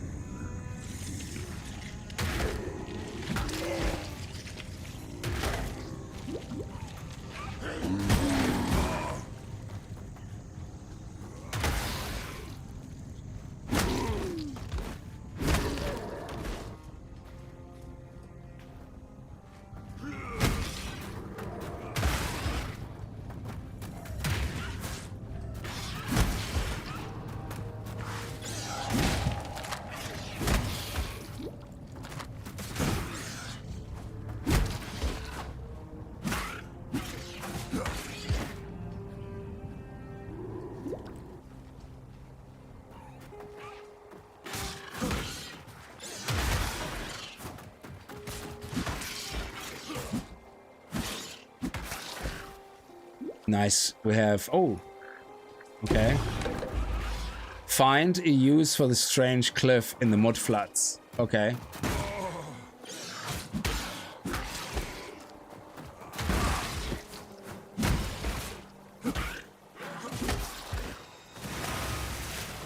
Oh, you came out to play and you went straight back into your house. To be fair, leveling in acts is just a case of getting mild defenses, and you won't need to read attacks aside from a few bosses. Yeah, that would make sense. Yeah. Ramrod, I used to watch your zombie adventures back in the days. By the way, always kick the like button in the balls. Thank you so much. Yeah, we're gonna go back to a little bit more other games as well. I probably will be addicted to Path of Exile though for a long time, and I don't see this going away anytime soon. But we're gonna do a lot of one-off streams of some other games. Like Aloft is one of the games that I actually want to try out, and I definitely want to look at some of the new seasons from Diablo 4. Even though Diablo 4 is, I don't know, I love the simplicity of Diablo 4. And I always preferred that over Path of Exile. But since I got so much into Path of Exile 2, looking at Diablo 4, I've said it a few times in other streams as well, it looks too simplistic now, in some ways. Though Diablo 4 still has a lot, you know, with the rune system and the unique system and the new crafting system. And now the fact that you have an armory in the next league where you can just go, oh, I like this setup with this armor, with my passives, I save it. But for this boss or for this event in the end game, I actually like to run a different build, my farming build. So I use this set of armor, I use these set of passives and uniques or whatever, and you can save that, and then you can flick between the two, which is amazing. I mean, that is something that's gonna be absolutely phenomenal, yeah. And I would love to see something like that in a lot of ARPGs. Like, you know, they did it for World of Warcraft as well, like that you can have the wardrobe to switch things out. And I think it really helps, especially if you have a game that encourages that you fight a boss maybe with a different setup than a pinnacle boss or something. You know, that you have a farming build and a pinnacle boss build, and then switch between the two builds. That would be amazing. Yeah, you play PoE 1 will make it easier to understand later PoE 2. If I play PoE 1, will it make it easier to understand later PoE 2? And for me, it was the other way around, right? PoE 1, I just had no clue. The passive tree was scary as hell. I was like, I don't even want to know what's going on. And I think the community actually was the worst. Don't, like, and no offense to the community, they're really helpful, but don't listen to the community and how to play Path of Exile. Just don't. Yeah, because I did, and it was the worst experience. Everybody said, oh, you cannot play Path of Exile 1 without a build guide. If you want to really enjoy it, you have to play with a build guide. And I played with a build guide, and it literally did the opposite for me. I did not enjoy it at all. I got to endgame, level 82, something like that. I deleted the character since. I was mapping at T2, I think. But I had no clue what anything means. I had no clue how the game works, because all I did was follow some guide that told me to put points in there, use this skill, and I just couldn't be arsed learning about the things that I was told to do, because the game guide tells me everything, so why should I bother? Yeah, I just click a button, everything dies, great. But if you don't follow a build guide and you actually have to sit down and think about why is things not dying, why am I dying too fast, it's way better than just blindly following a build guide. I think once you start the game and you're halfway through leveling, maybe level 40, 50, that's when I can understand, yes, I want to follow now a build guide that complements what I want to do. But don't use it straight up. I would definitely, personally, I wouldn't recommend that. It completely took away from the experience for me.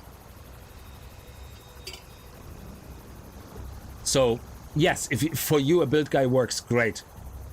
For me, it had the opposite effect. I'm just telling you my experience. It doesn't mean it's the right one. It just means for me it had the opposite effect.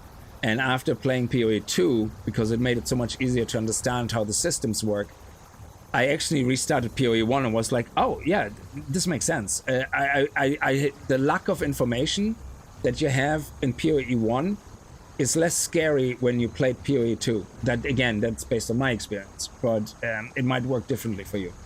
So,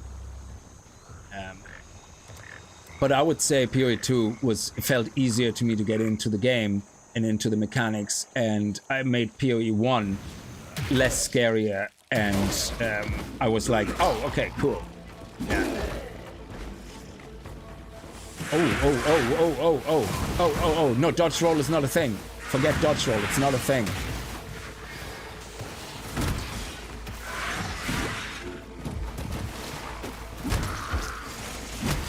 Okay, get rid of the trash. Oh, crap.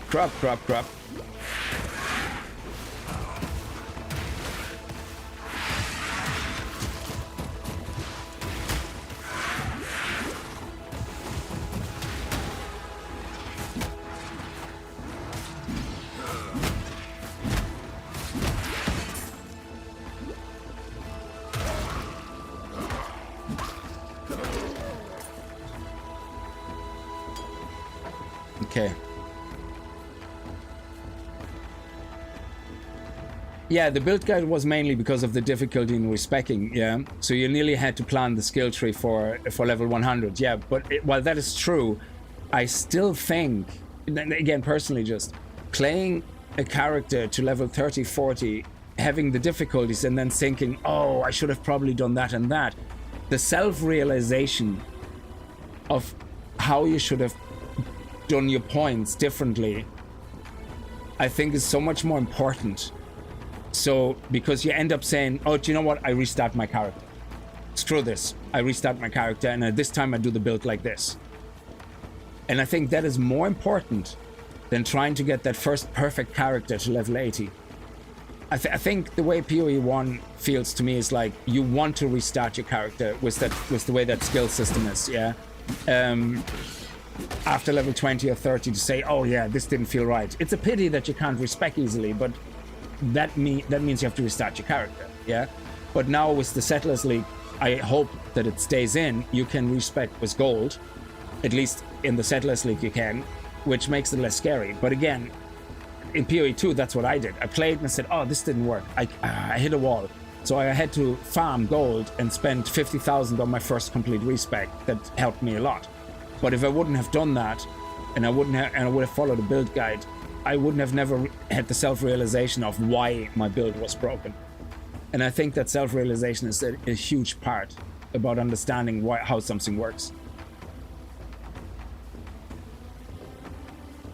And yeah, it sucks that you can't respec, but I still think that means restart your character and play it differently. You know, it's just, that's how the game is designed. You know, rather than fearing the restart and making people terrified of making the wrong decision, embrace it and say, yeah, make the wrong decision, restart your character, you know? But again, it's just my personal experience.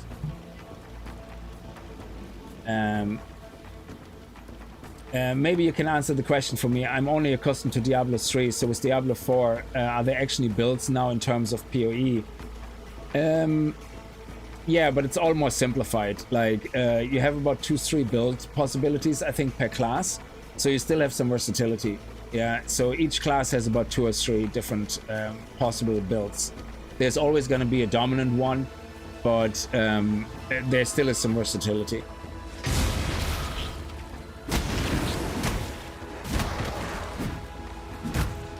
Come on, there we go. Oh, I don't like the blues.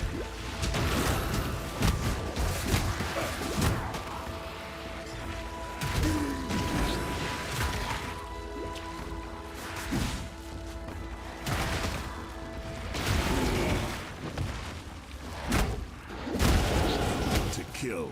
There we go.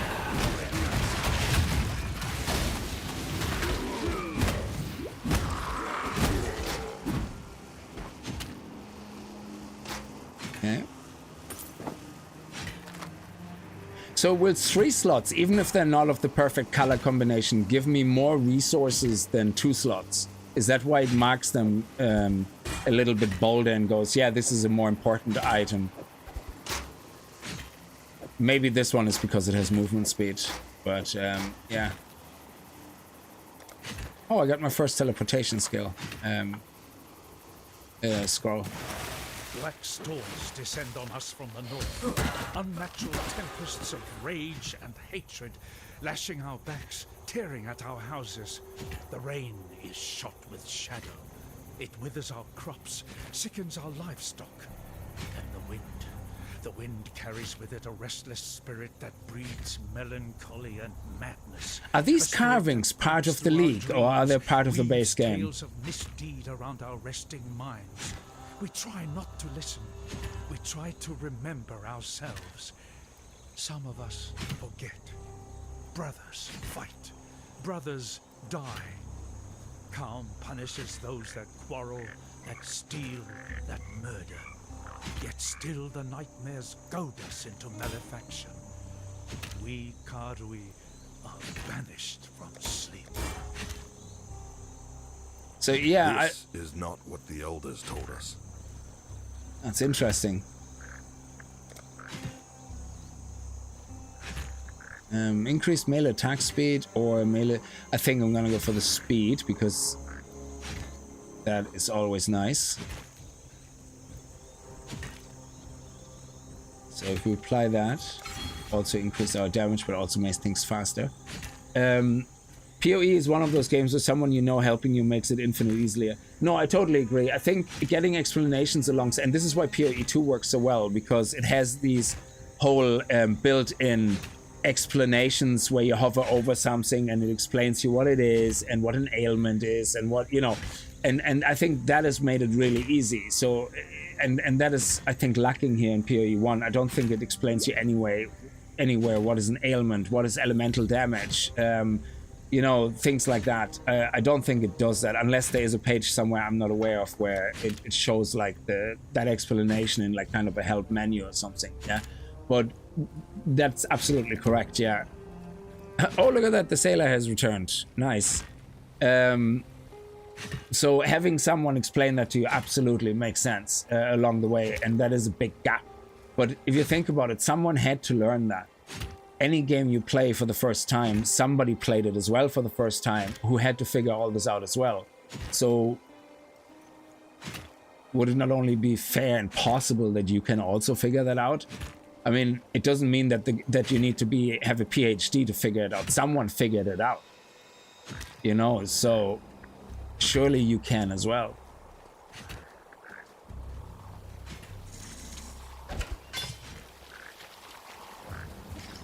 I know we have to go to the pool up there for the quest and all that, but I might as well check out the map and see what else is there. There's a couple of more of those quest markers on it as well.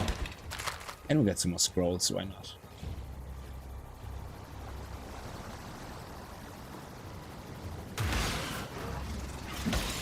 Oh, it's all readable in the campaign. Is all readables in the campaign is base game. Oh, that's cool. So yeah.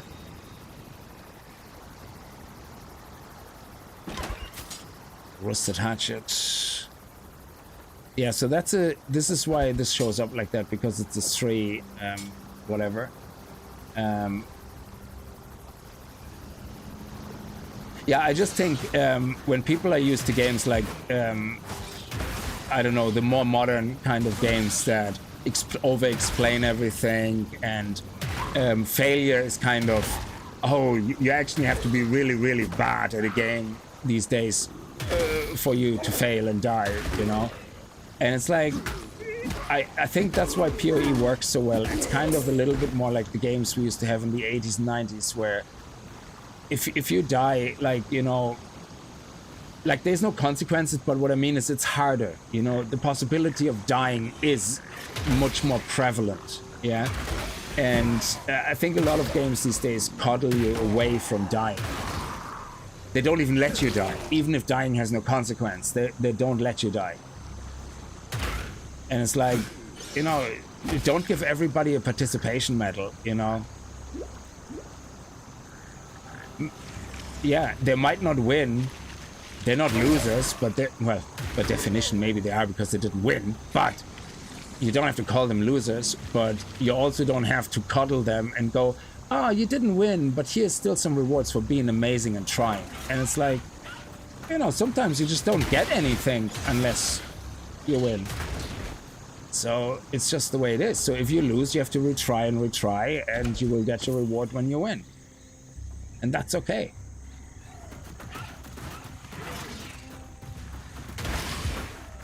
Oh crap, I can see myself falling on my... oh my god, what's happening, what's happening?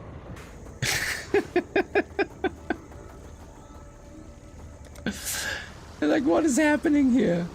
Dude, I was just trying to mind my own business.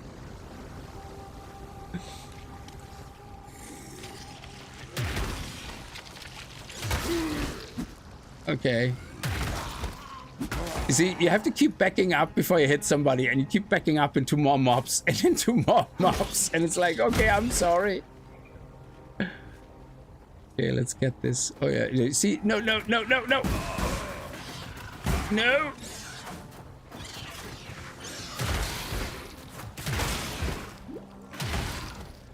Holy crap, Apple.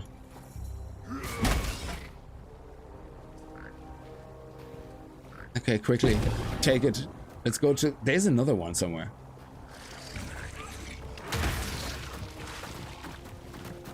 Oh, they all have the stupid charge you have to try to avoid first. Ooh.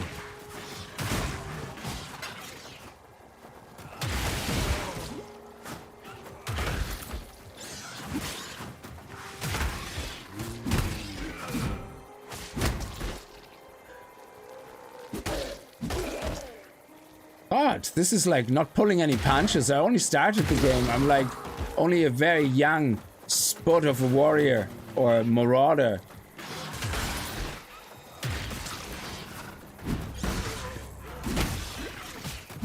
Okay, we're gonna have to face tank this. Okay. Yeah, in your face. You see, now I over level and you can't do anything about that. Genie Mac.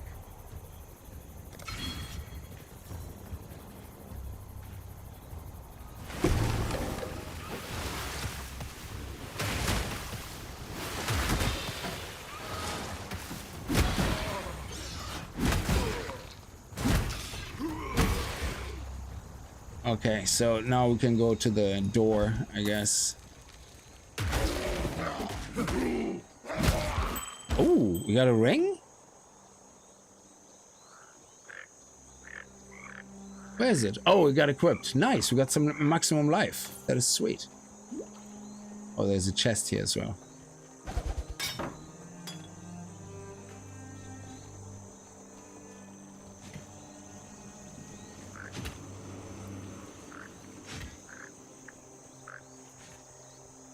So let's head over here. Oh, there's another quest marker.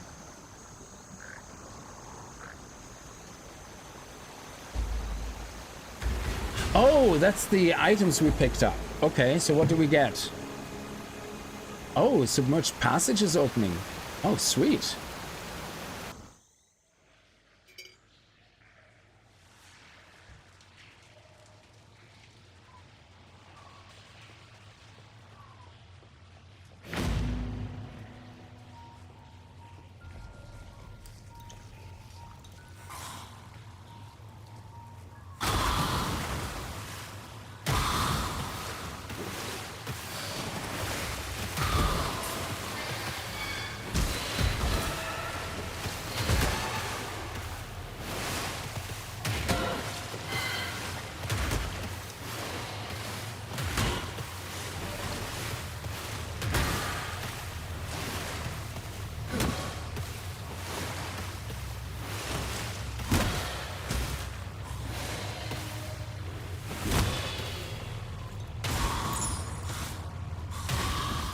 We got Paula's amulet.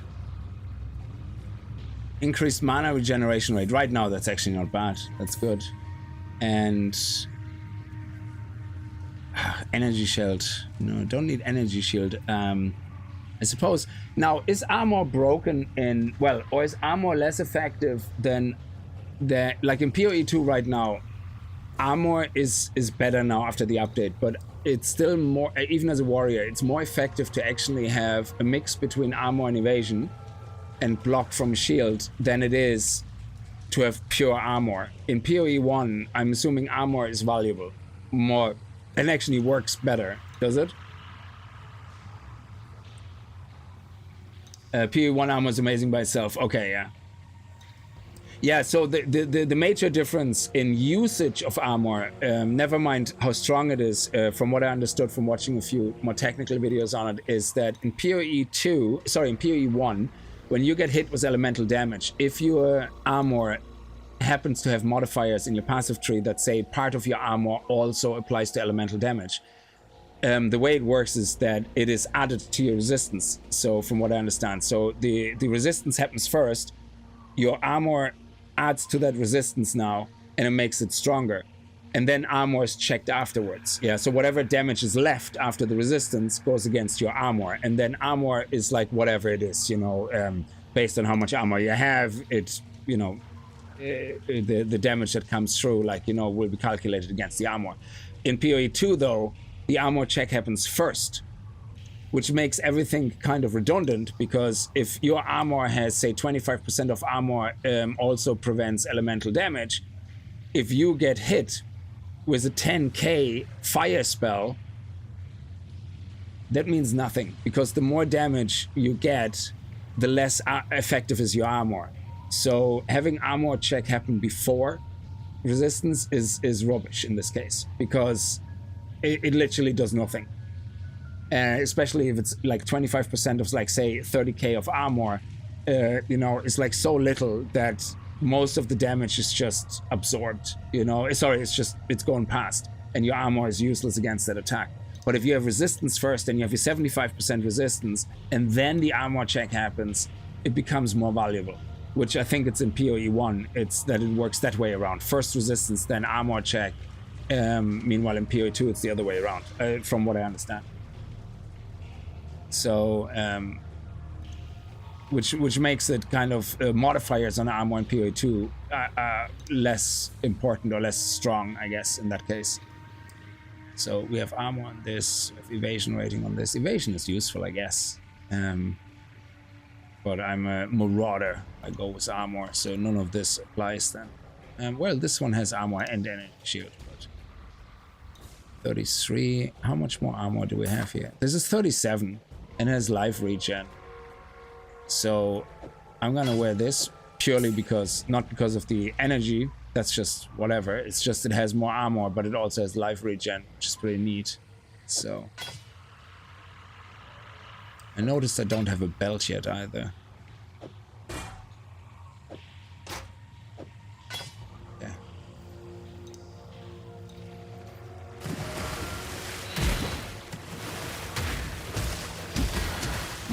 Oh crap.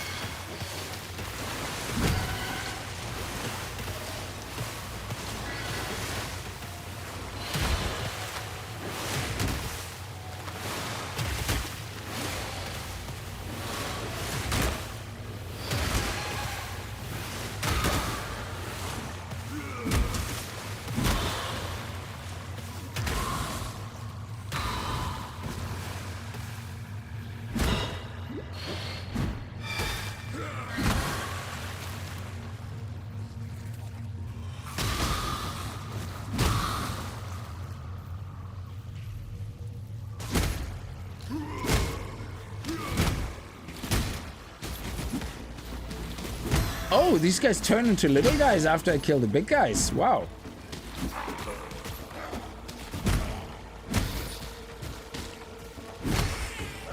My mullet is gone.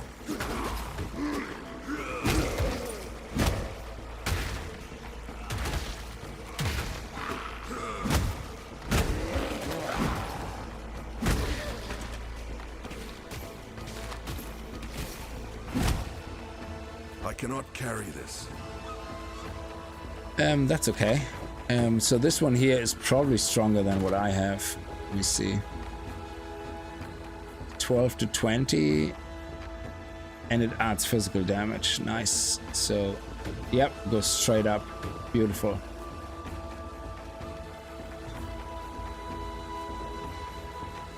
Okay, make sure everything... Oh, this has 3. Oof. Yeah, let's make sure all the mobs are dead around. Oh, no, no, no, no, no. Let's slowly back up here.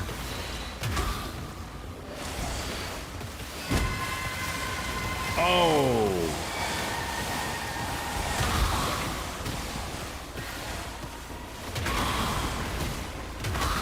Line of sight, line of sight. Oh, they appear out of the ground if you go line of sight. Bastards.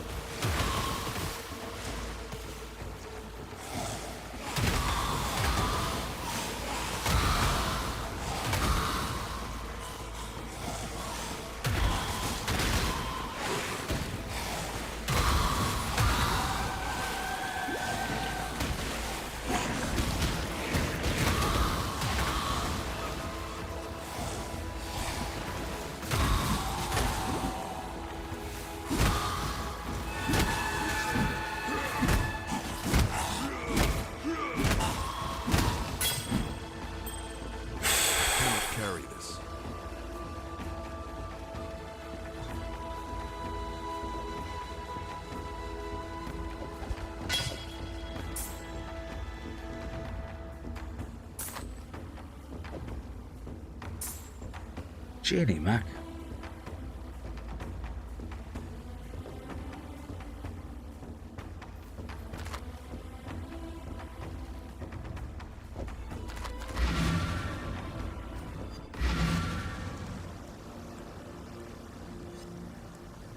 In PoE1, you hit way too hard to care what enemy armor is. PoE2 armor changes also buff creatures, nerfing warrior DPS by proxy. You live for 15% longer, but it takes 15% longer to kill things. Oh, okay. Also fortifying endurance charges. You can enhance armor much better in PoE1. Bro, PoE1 is big dick. Lady Lisa. It definitely feels like a harder game because I think the dodge alone makes it so much harder to play. Yes, sorry, I had a level 3 flask and I forgot. I have a level 6 flask here, so we're gonna put that one in for sure. I think running was 2 mana, right? Actually, let's do this, and then I don't know about this yet, but we'll leave that as a health for now. We definitely want to identify the ring. Increased cast speed. Well, you know what? I have no ring, so on that side, so that ring is better than no ring.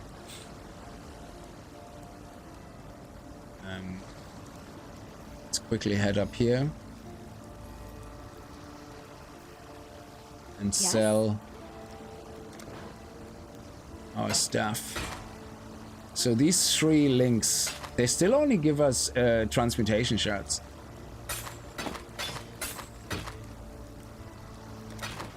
Oh, I forgot some things today.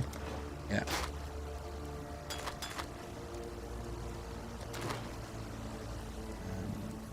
Oh!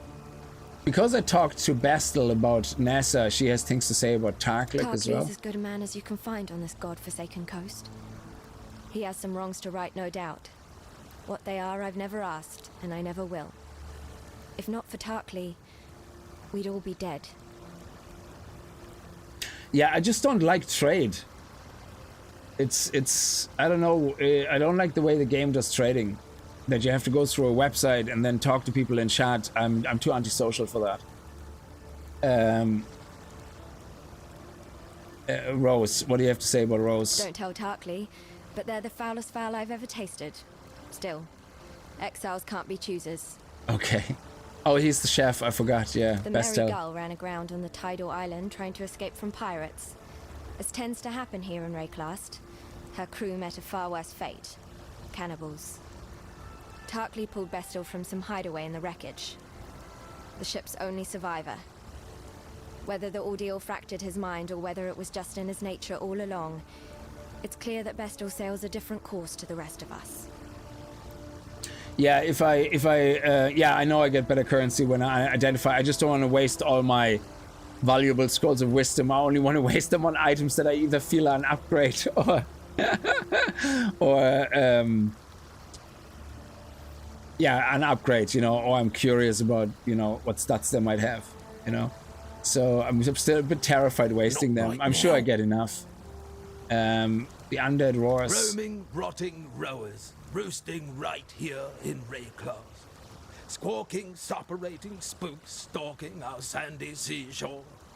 Blighted, bedeviled bird bones beaking about our business. What? Can't a man have even a little fun in this dismal place?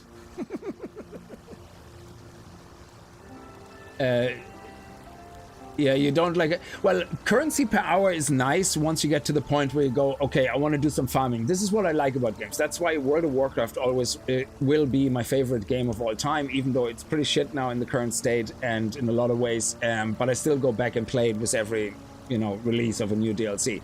But it had all those elements. I could farm for hours for things if I wanted to. I could make money from the auction house in-game, didn't have to talk to people, you know. It was allowing me to play the economical game. It was allowing me to feel like fucking amazing, like playing dungeon solo, you know, with my build being all maximized, finding all that amazing gear, having all specialized sets of gear that allows me to like face tank as a ranger equivalent, you know, a dungeon with my turtle pet, you know, because I was able to have the season 1. Not season 1, it was back in Burning Crusade, like some of the itemized gear that worked well together, you know, allowed me to heal my pet every time I do a crit. So I did a high crit build, healed my pet was tanking. It was amazing to have these experiences. You had everything you're looking for was possible in World of Warcraft. Nowadays, it's not as much anymore, but that's why it was always for a long time my favorite game. I probably have over 9,000 or 10,000 hours in this stage, but... Tarklik! Rescue So I do like the ability of farming a stricken Bestel, for either drops, you know, or currencies. Crew and broken bark. Bestel lives thanks to Tarklik. Totally. Very good. Now that you've drained that passage, best I warn you about something. I was running down a wounded rower one night's eve when I glimpsed something in that waterlogged cavern. Looked a bit like a sand spitter, only the size of a bloody ox. I reckon it's nesting down in those flooded depths somewhere. If you're going that way, then do us a favor. Spill the old shield crab's guts before it gets hungry and comes looking for us. Oh, awesome. So why does this have learn about which support gems work well with this skill? Oh. Steel skin. And I click on this. Oh, steel skin. Summary. Strengthen your defenses, greatly reducing damage taken from hits for a short duration. Steel skin is a guard, an utility skill that blocks an amount of damage. Once depleted, the damage will go through to you as usual. Guard skills do not benefit from much support gems, and steel skin can be used well without supports. But the support gems that we have is mod duration support and cast when damage taken. Oh! Automatically cast steel skin after taking damage. This is valuable for defending against surprise attacks. Steel skin cannot be cast manually with this gem though, and cannot be used to defend against monsters about to hit you. It's important to have another way to defend against monsters if you use this gem. Oh, okay, that makes sense. I thought you could do manual or... Yeah, but in this case it's like, okay, you know... Allow steel skin bonus to last longer to defend against more hits from enemies. A simple but valuable way to improve. Yeah, absolutely. More duration support. So, I want to try this out. Thank you. Oh, okay, select shield charge. Got a job for you, if you're willing. Okay. There's a pool near the mudflats needs investigating. You'll smell it before you see it. Stinks like a carcass in Yeah, I actually walked past that hole, I guess. I just haven't investigated it yet. Walking. Animals don't rise up again the same as people do here. So if they aren't raising themselves, what's doing it for them? The answer's in that fetid pool. Clear the place out and kill whatever's raising those rowers. We've got enough living dead to contend with already. Yeah, like this is like a campaign play, so that's why I'm not too worried about the season ending, because I can always continue that campaign. I guess it remembers where I stopped in the campaign, even if it moves you to standard SSF. Not standard SSF, non-league SSF, whatever the equivalent is. Yeah. Rowers? Overgrown chickens with a murderous streak. If you're not careful, they'll talon your guts out and snap them up like big fat worms. That said, be sure to rifle through their nests if you get the chance. Rowers are like magpies, attracted to what shines. Farewell. Okay, so unless I'm gonna have a secondary, so how does so one question up front, I guess, yeah. If I have a shield in here with shield charge, can I put the skill here and automatically it swaps my weapon and as I use the skill, or does it do I have to swap weapon first, like manually? Also, I want to see if she has that support gem. Bye. So I have to swap manually before using. Okay, that's something very important I have to remember. So let me see. What was it? Duration.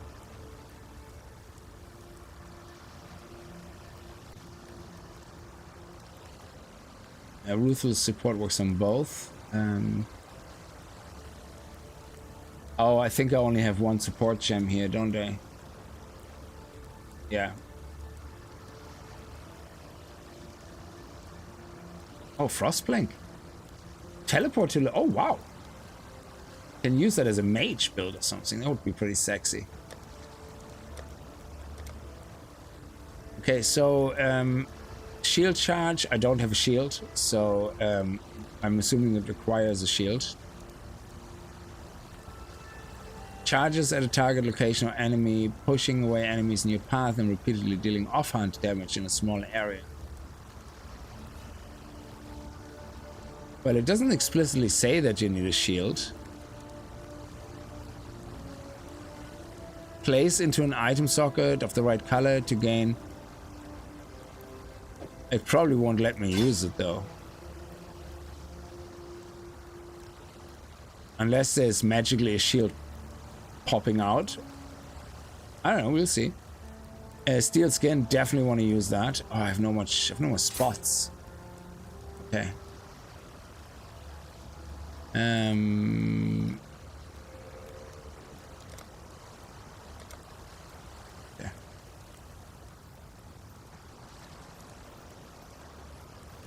Yeah. Do we automatically refill our charges when we head into town? That's awesome.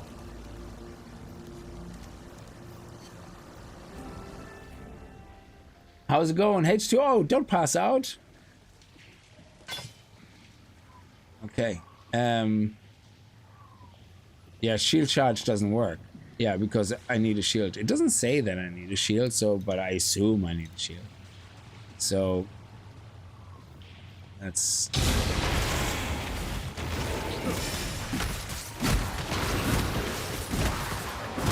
cannot do this yet.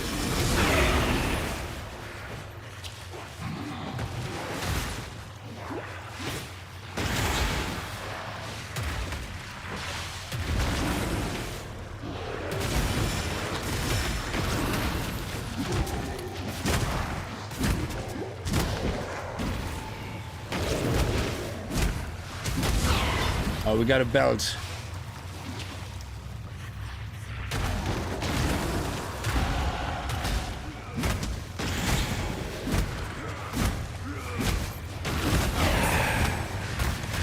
Oh, we got plus 10 crimson ore. Oh, okay, I only seen that now. We leveled up. So increased attack speed, plus 20 strength, and increased physical damage. So that our damage should go up a lot now. 33, nice. Leap Slam is probably your best bet. Works a lot faster and better accuracy than in POT. Oh, they have Leap Slam in here? Oh, nice. Sorry, what 2 gems do I have on my boots? Heavy Strike and Ruthless Support. So I probably gonna switch these around because I seem to be using Leap Slam a lot more. So Ground Slam a lot more because there's always more enemies. Oh, there's a bow. Somebody said I should use a bow in my secondary.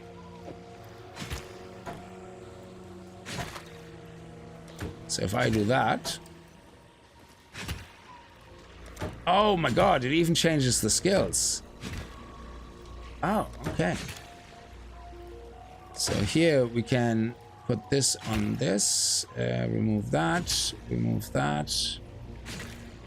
Yeah, we're going to remove this shield charge gem. Well, I can leave it in here and it will still level up, isn't that right? So you can actually put... So if I remember correctly, you can put gems that you're never going to use or that you might use later into a slot to still level up. So even though you can't use the skill, you still will level up the gem. Is that right? Oh, that's amazing, because then I leave it in there because I have the room right now. So why not? Oh yeah, let's do that. Let's see how quickly that fills up. And then here we have the same.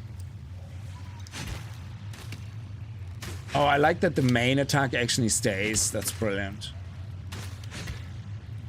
And then what do we have here? This might be actually an upgrade. Increased stun and block recovery. It's only 20 armor though. Yeah, the other one is better.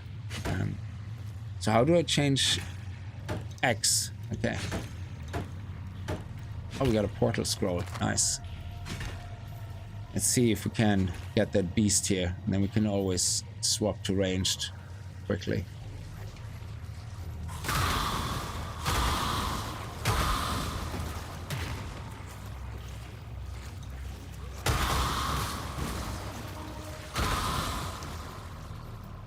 What's our hit chance here? Oh, 68%. We're back down to 68%.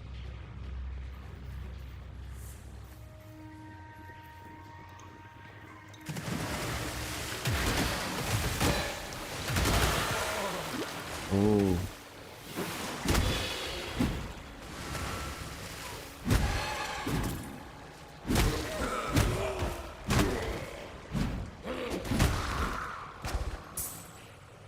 Oh.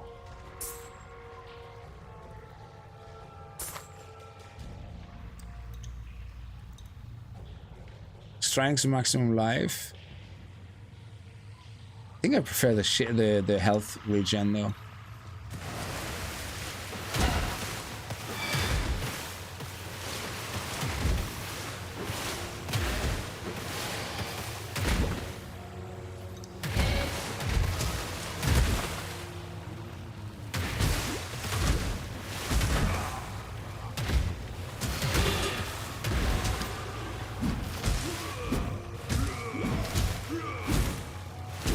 Come on, you can do it. Why are you not hitting it?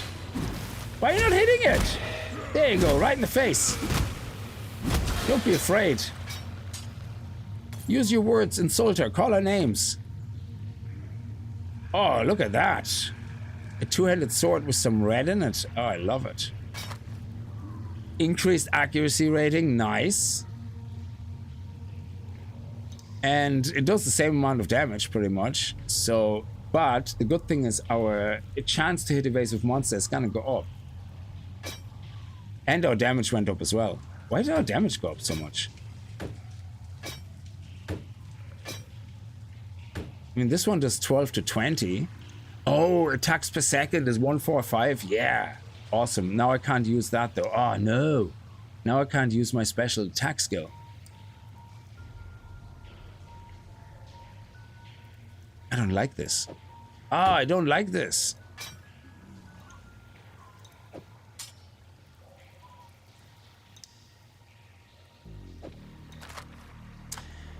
I don't like these decisions and choices.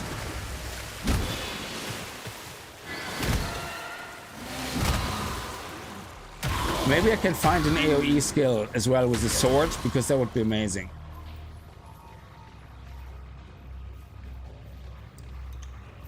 Oh, we go deeper. Okay.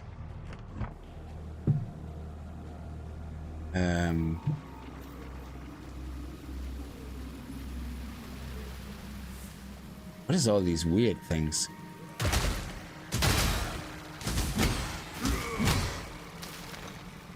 Yeah, I definitely appreciate the quality of life that if you click on a skill that you don't have, that is on another equipped item, that it automatically switches weapon. That is something I really appreciate. I can see that being like really complicated at some point, that you have to remember, oh shit, this skill is there, I have to switch weapon first, and then you have to switch back, you know, which I will forget most likely. Putting only walking on left click, no attack, but you may like it this way. Yeah, I don't know. Yes, I do that, Ramrod. I end up doing that a lot of times when I find that the skill is just executing too much. So yeah, but I do that a lot of times. Yeah, you're right. Yeah, one of the most amazing things of being human, the ability to choose. Yes, exactly. Yeah.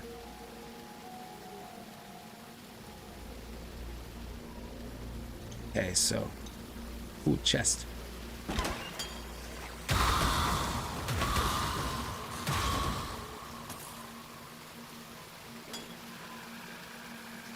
This one is not going to give me that special gem though, because it's not connected. It's only two are linked, so it has to be 3 different colors linked to get that special gem, isn't it?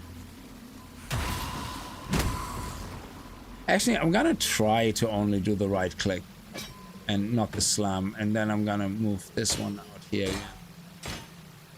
Okay, let's try that.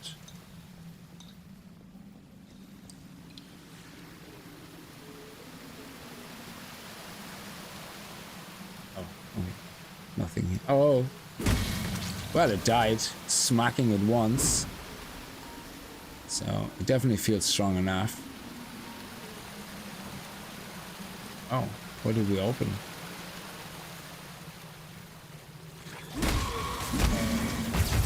Oh, lasers! You're shooting lasers! Dude, what the hell?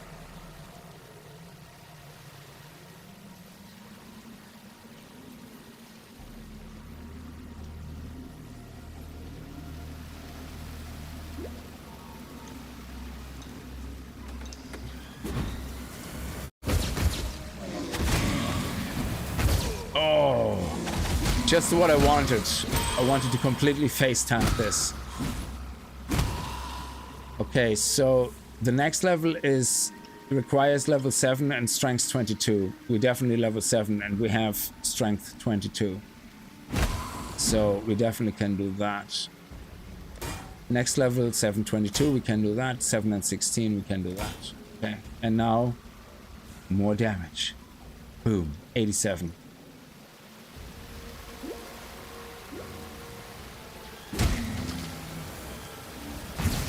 Ow.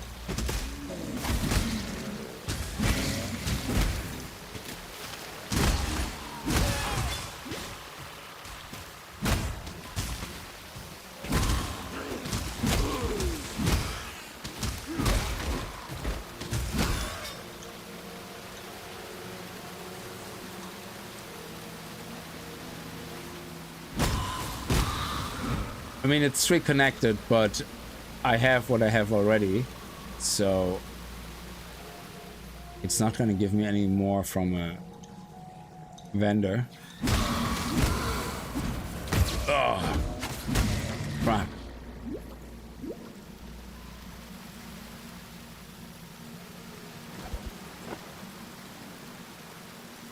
The wrong type of gloves.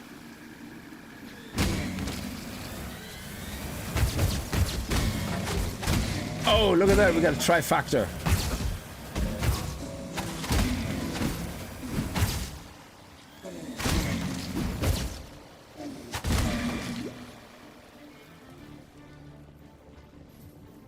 Let's clear out everything first.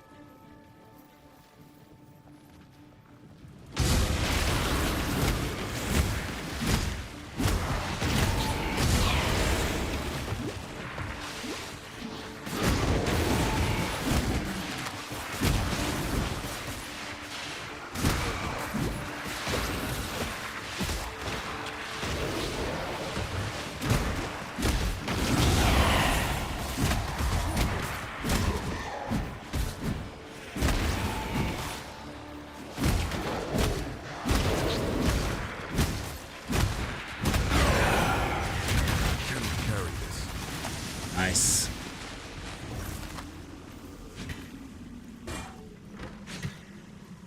Ooh. Nice. Oh, beautiful.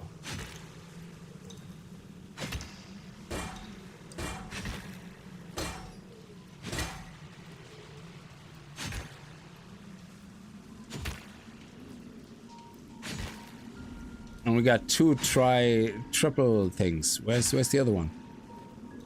Oh, I thought we had two of them drop. Oh, it's up there. Oh, it's a longsword as well.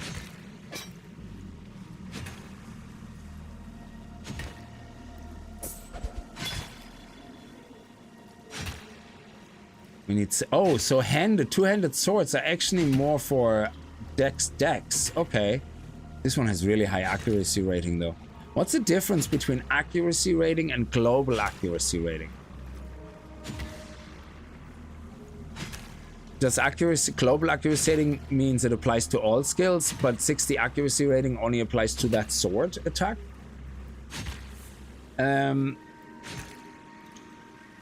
How does Titan Quest compare to this? I have never played Titan Quest. I own it, but I haven't really played it. If the gems are grayed out when they level up, then you don't meet the requirements. Oh, okay, that's good, yeah.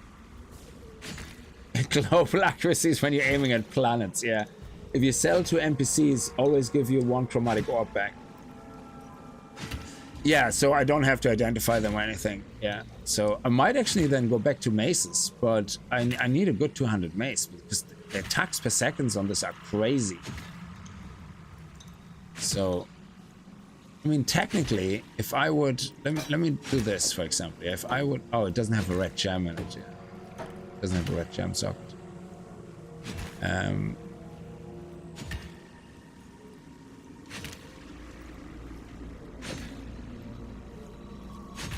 Oh, it's a 3 slot as well, yeah.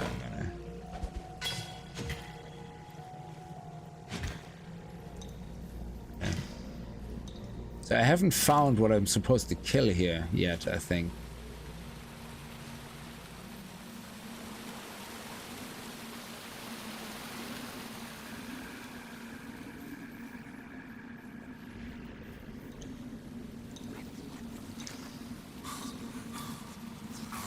no, wrong weapon.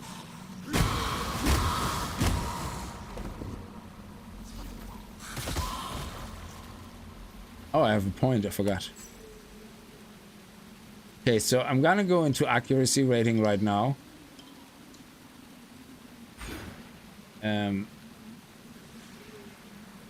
Now it definitely follows an older style of oh shit. It definitely follows an older style of the way the skill system works and the class system. It's basically, if you played Grim Dawn, Titan Quest is like Grim Dawn. I played one character a little bit, yeah, just for about half an hour or so.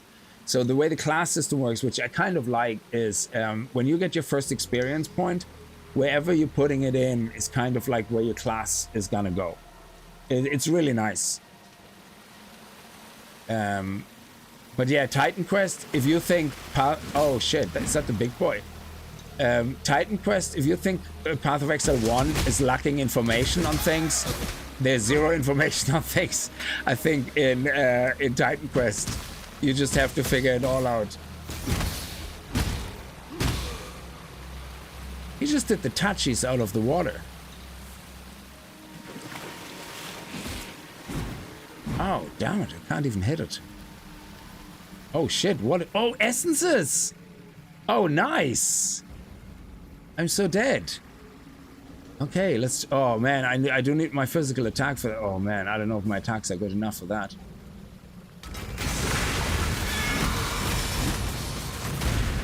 No, I can't move!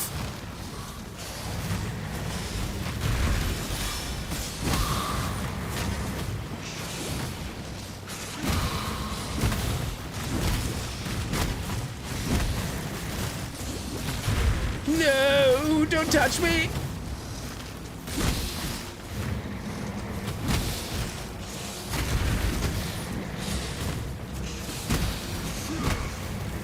Come on, he's nearly dead. Nearly dead. Go for it. Go for it. Get greedy. Be greedy. No, don't be greedy. Don't be greedy. I got greedy. God damn it.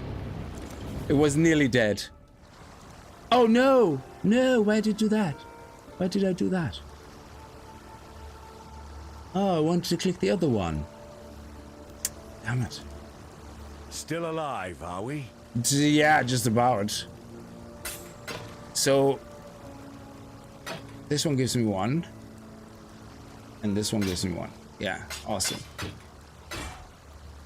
Yeah, I'm gonna have to look if there's a better weapon here. Like this one looks like awesome. Okay. Like a 200 axe, 200, maybe 200 axe. 200 axe is 1.25 attacks per second, so it's the same. Oh, staff. Yeah, I know. Oh, the bow's useless right now because I don't have a quiver. Oh, okay.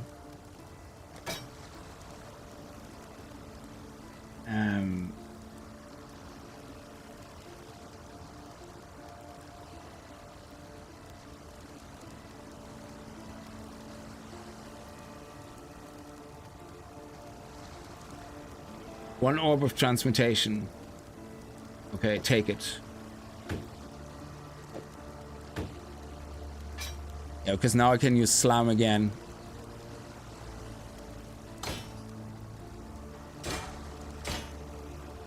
Okay.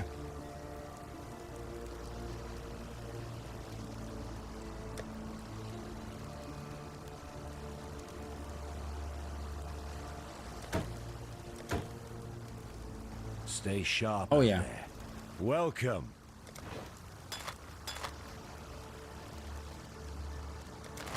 Stay sharp out there. I might as well get rid of that. Yeah.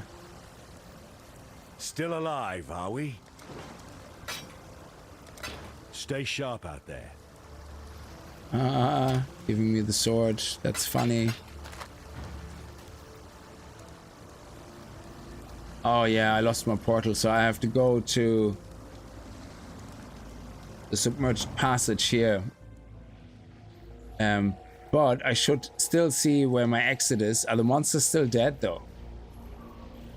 Looks like they're still dead.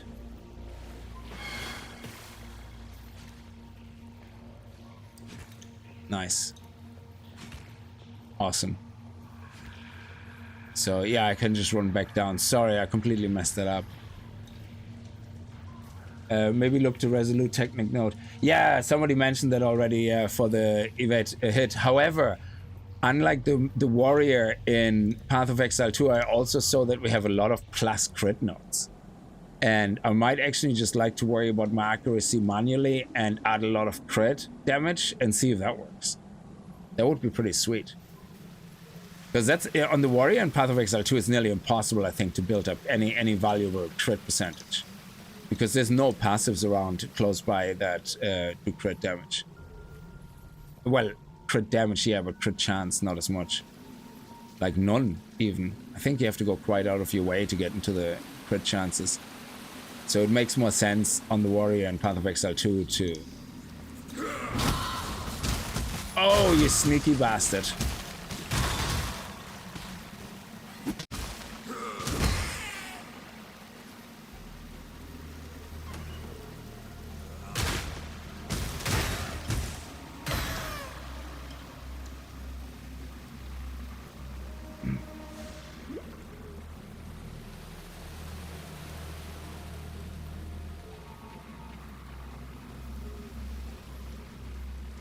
So I don't, like, I have a feeling that down there the guys are gone, the essences are gone. It's like Path of Exile 2. Once you mess up, it's gone, is it?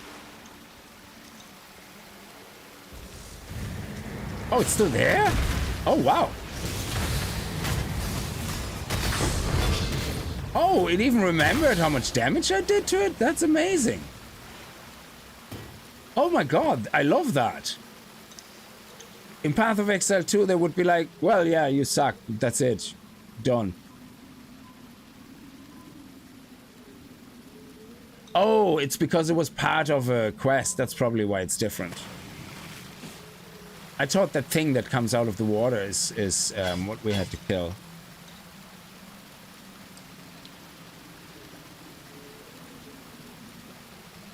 We got our first essence. Nice.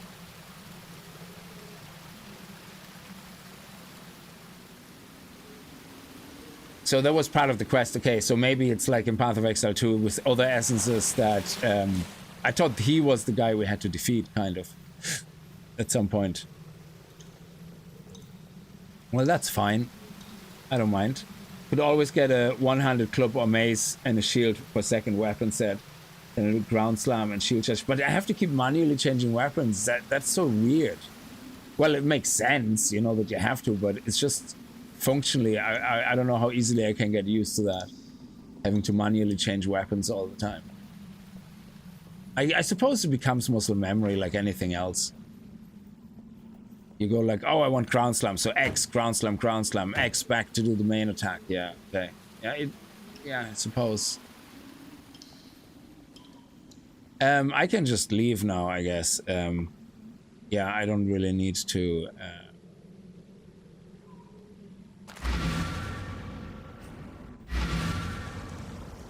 stay here. So let's... You managed to kill a granddaddy crab. Yes. A pity you couldn't lug it up out of the caves for us. Could have made quite the chowder out of it. No matter. We've got one less reason to fear the dark, and I've got one more thing to thank you for. No worry. Oh! It was a special side thing where we get passive points. Are you crazy? That's amazing. Only one, but still. Increased global accuracy, increased movement speed, 20 dexterity and intelligence. Okay. That's awesome. Yeah, evasion hit monsters 95%. That is sweet.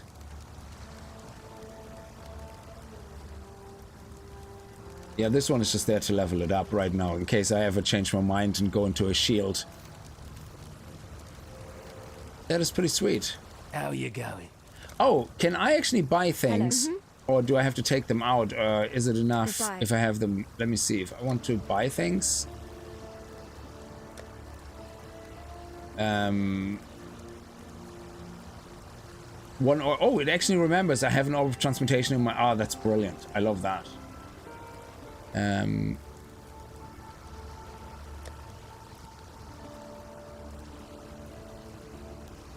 Oh, there we go. Devouring totem. Where's the duration one? Ah, totems.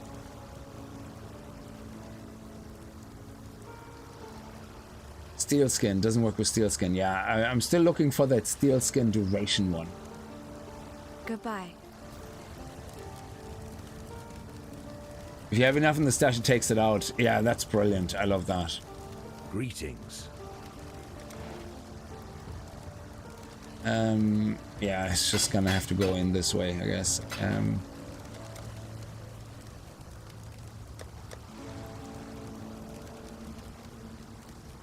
Farewell.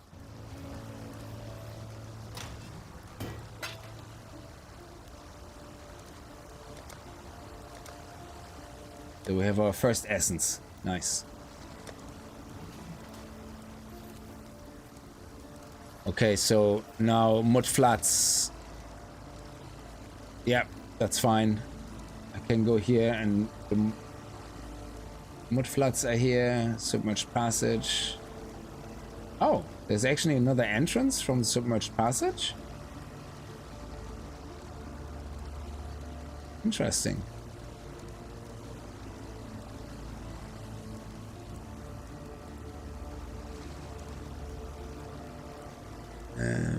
Kill all monsters in Fatigue Pool. Search the mud flats for the entrance to the Fatigue Pool.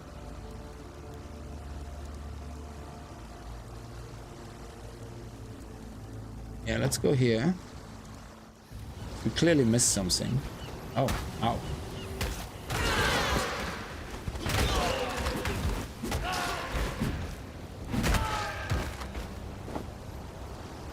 So this is the mud flats, yeah, but how do I remember what that is? Let me see. The dirty job. Talik wants you to clear the festive pool. So this is the festive pool, okay. Which is actually in the mud flats. Which is that, yeah, where we don't have a fast travel point, okay.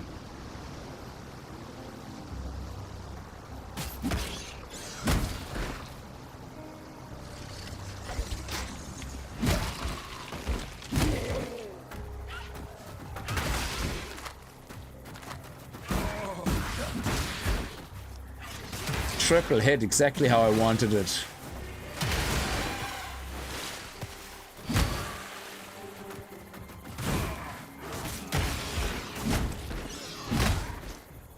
So somewhere here on the side was the door to the... Oh, he's blue. Oh! We got a gem drop. Now, I'm assuming that this is not going to be the same level as this, so they are separate. So that if I want to restart and I want to have a younger shield charge because my character doesn't have as much strength, I can level this one up to the maximum of the other character. Oh, that's awesome. So that's pretty sweet. So yeah, I think okay, very good.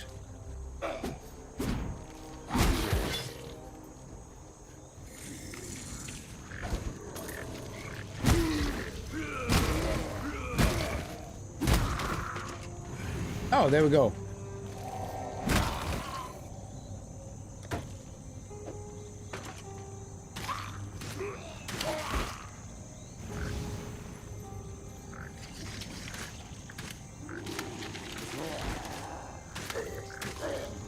Nice. Oh yeah, crap. Crap.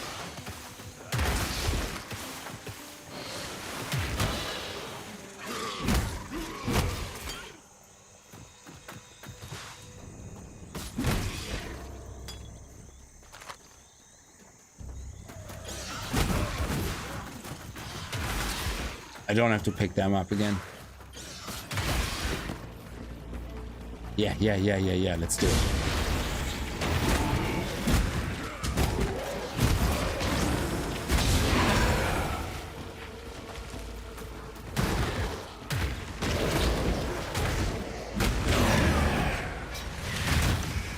Nice. Oh, 2 blues.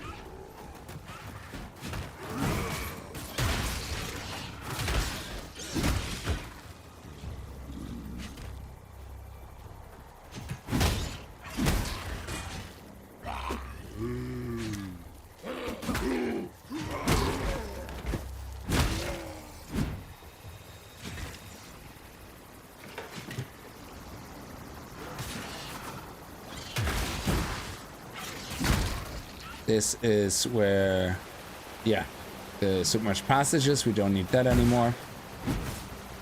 Well, we do have the fast travel point, so I think there's an exit somewhere in there that gets us to somewhere else. We're gonna have to check that out at some point. But right now we're looking for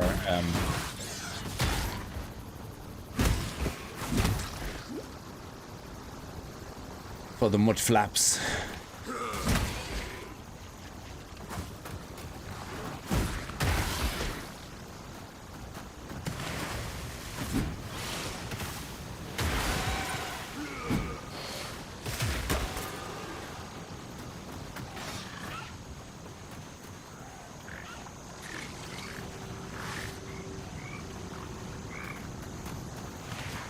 Oh, there we go. No, that's where we started. Crap. Oh, it's up there. I'm blind.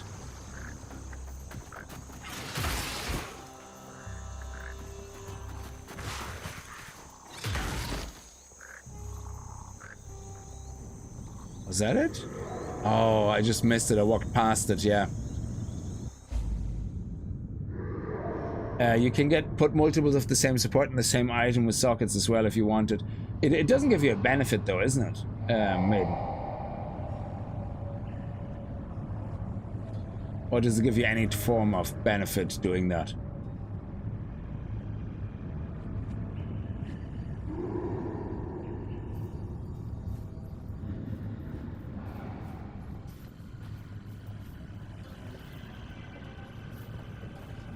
Besides leveling them obviously up at the same time for two different characters, maybe.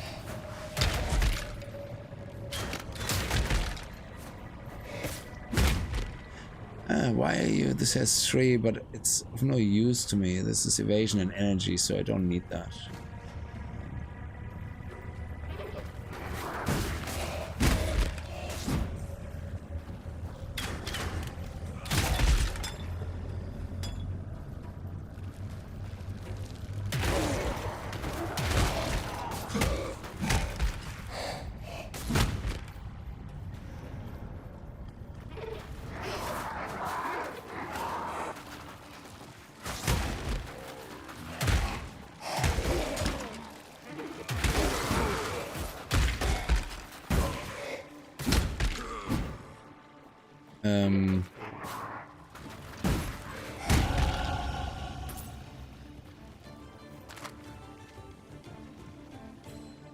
Yeah, get this one, and then we're probably gonna... Oh, this one actually looks nice as well for defense.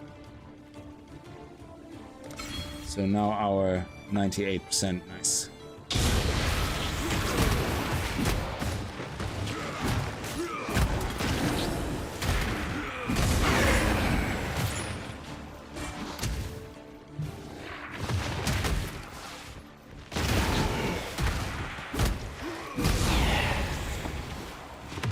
Tie vest.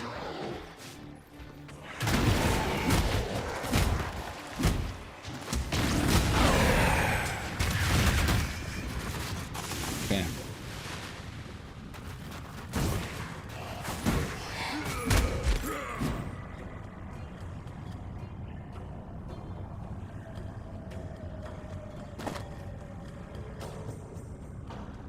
Okay. Now again, a rather proper strength, armor one, but hey, we can use it, and it has 7.1 life gen per second. That is a T10 life. Holy shit! So now I'm assuming that a T10 on an item level 7 item is lower than a T10 on an item level 20 item. Because T10 is pretty high, 7.1, that's wow. Actually, Jesus, we have like T12, T8, T10, T9. In Path of Exile 2, I would maybe be lucky if I get a T4 most of the time. It does, yeah, okay. That's good. Yeah, more damage, pow pow, in the face. The tiers are backwards between the two games, okay, yeah. Ooh, regenerate life. Yes. Thank you. That is awesome. And we have another medium life flask. Okay, I'm gonna put that here in the back to charge.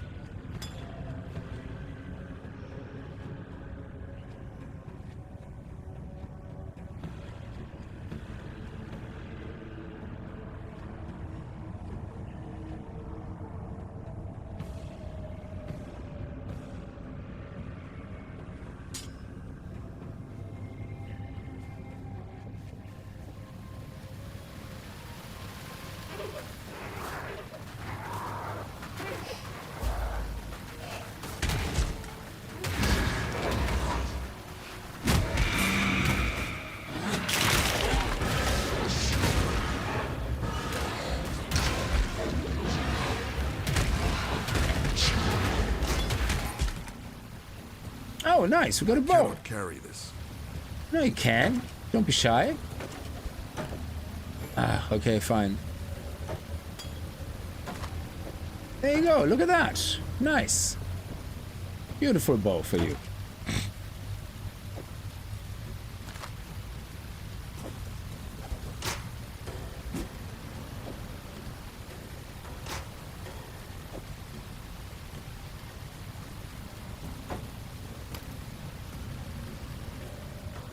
So is that it? Kill all the monsters in the fatigue pool. Oh, okay. So let's go and kill everything else, I guess.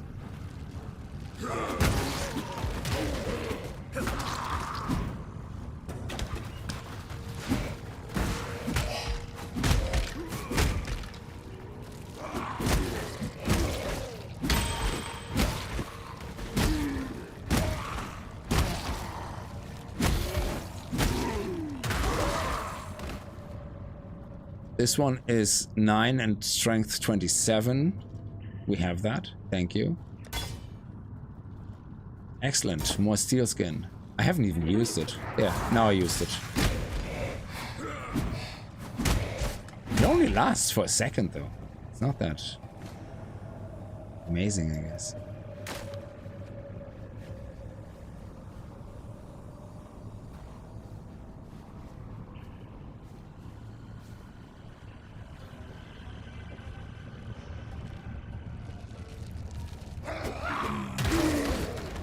Does it tell me how many mobs are left? No.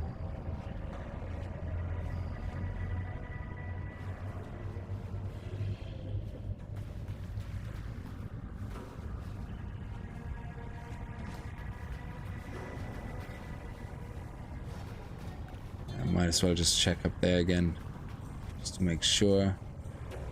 But sometimes when one of those little chicken boners runs past me, I don't go back to kill it, I just leave it.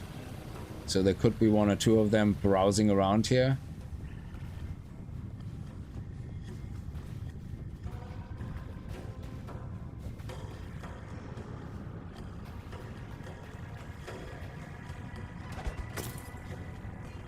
Where are thou? Come on. Where are you? There we go.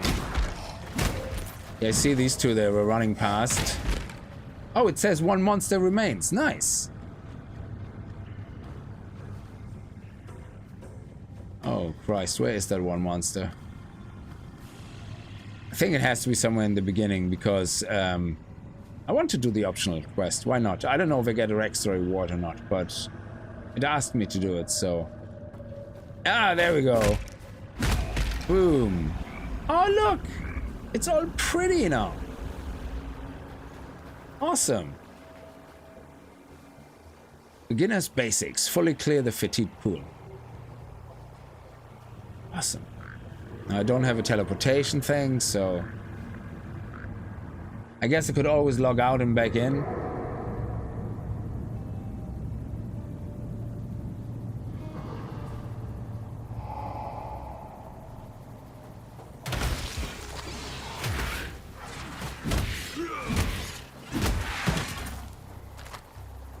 Oh, if you can put duplicate gems on, that means technically, if I could get a second Ruthless Support, I can put that together with Heavy Strike.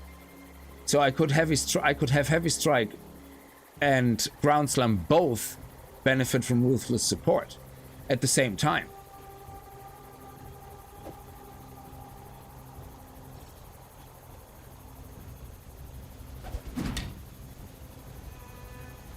That is awesome.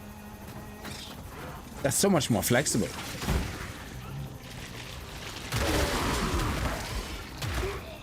Meanwhile, in PoE 2, it would be like, well, one or the other, dude. One or the other. But if I put 2 on one skill, would it be a waste because it doesn't really do anything? Or I suppose if you have support gems that are multiplicative, they could multiply each other, I guess.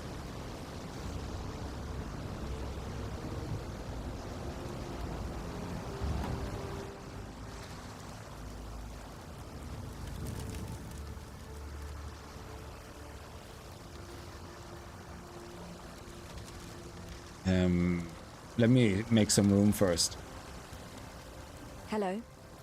I know I have no teleportation scrolls. I need to buy them for 3. Oh, I have to buy 1. Okay, there you go. I bought 1.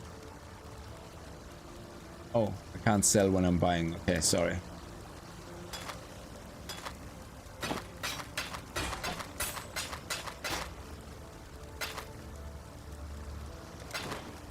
Be well.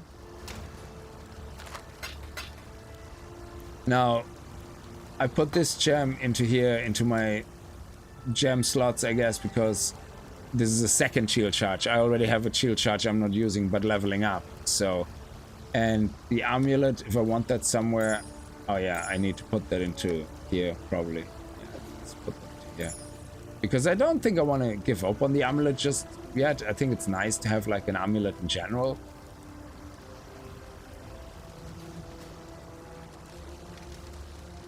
A necromancer. Just the one, was it? Guess the bastard got a bit lonely, decided to make. Oh, the himself outer some portal in peace. the PoE 2 was a godsend, yes. Wow.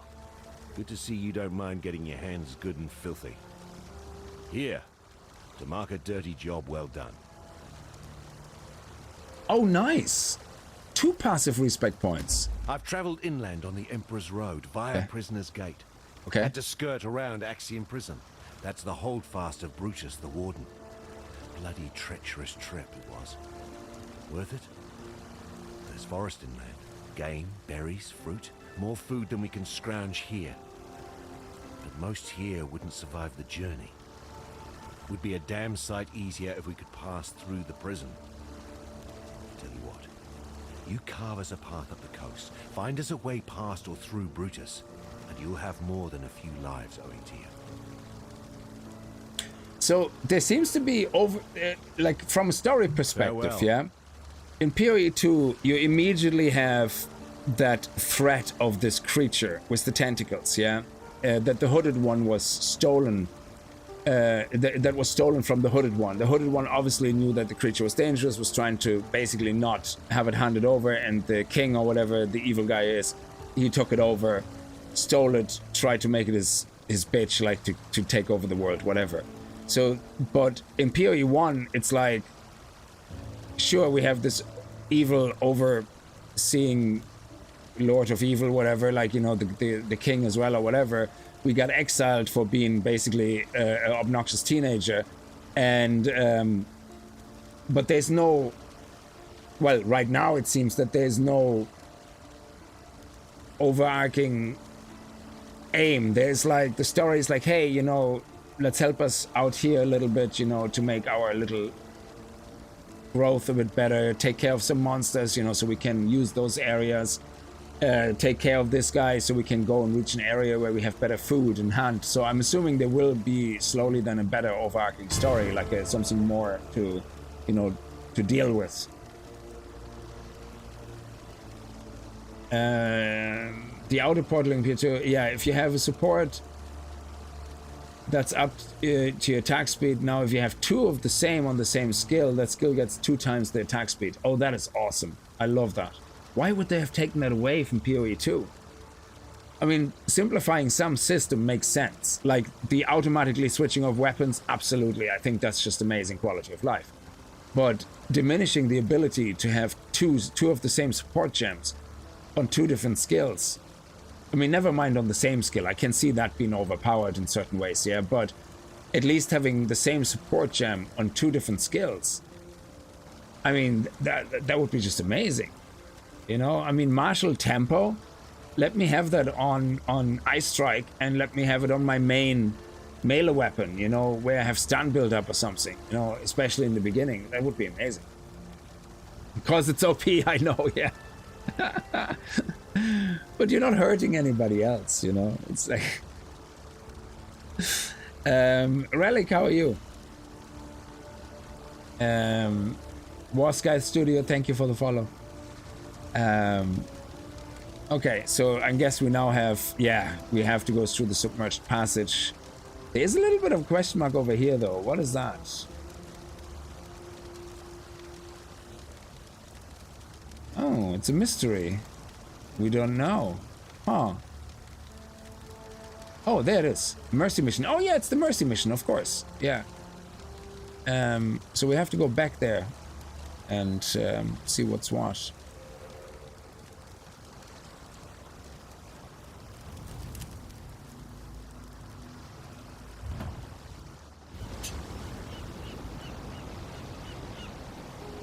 It's a different door. Is it this one?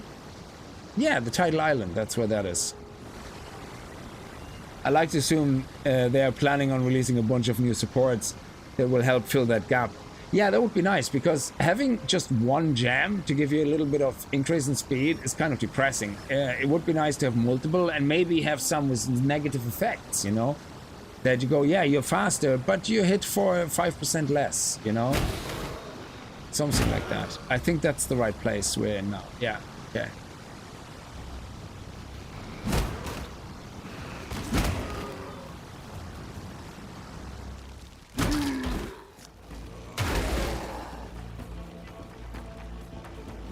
No, we don't need that. It's not the right class.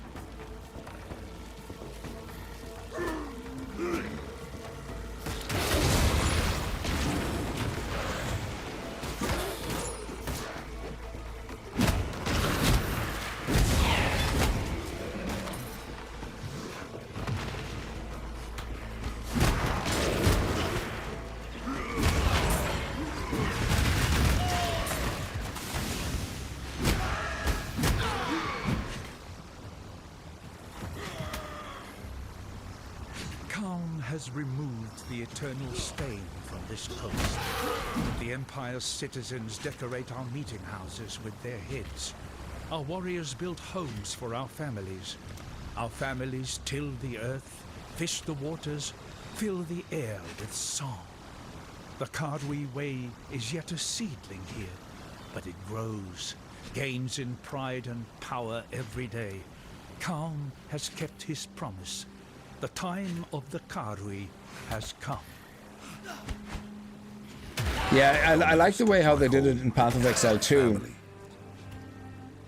Oh, Dominus took my home, my family. So are these notes like specific to the character class? So if I play as a different class, these notes are different. That would be amazing.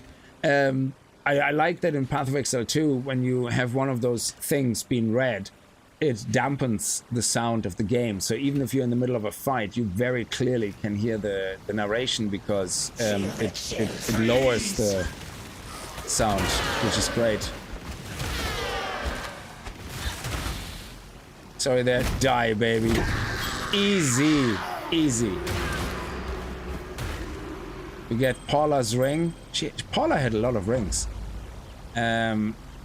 Sure, let's get this in that. And we have we have 2 portal scrolls. Nice. We might as well finish the area and see what's here.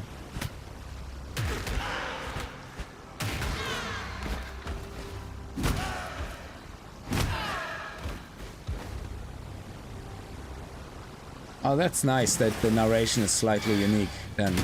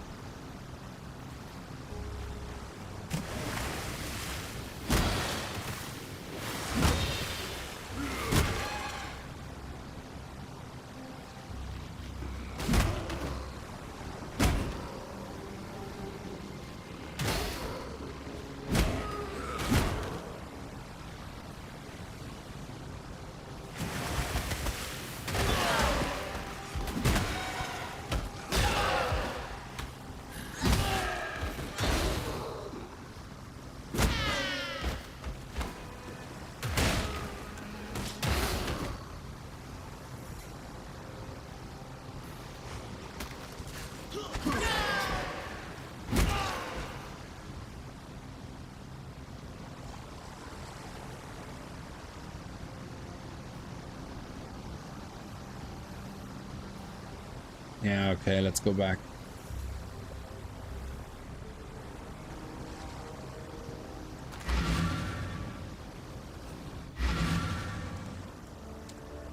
You got kicked out of town by Dominos and you're mad about it, so you're going back to confront Dominos. That's the first part of the story in a nutshell. Oh, okay. Well, if you look at the reasons why you get exiled, I think it's hilarious. Hadri of Dayton, you have transgressed against your god and your fellow man. You have been a willing vessel. That sounds very serious. Theosophical vanity. 1 count of public heresy. 1 count of challenging the authority of a church official.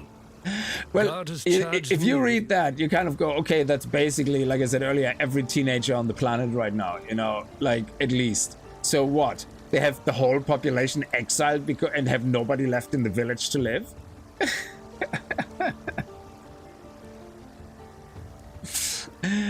A public figure of authority. It's like, oh my god, Genie Mac, what a snowflake. Like, somebody said no to you and you immediately have to exile them? I'd almost stopped believing in miracles. This medicine chest. It's greater than the serums and salves it holds. It tells us that we can do more in Wraeclast than merely suffer. I've not much to offer. Am I questioning the establishment? Take something and thanks for what you've done. Oh, I love it. Yes. So let me see. Increased movement speed. Yes. Don't care what everything else is. Give me the increased movement speed. Yes, yes, yes, yes, yes. I don't see myself using more mana at the moment, so...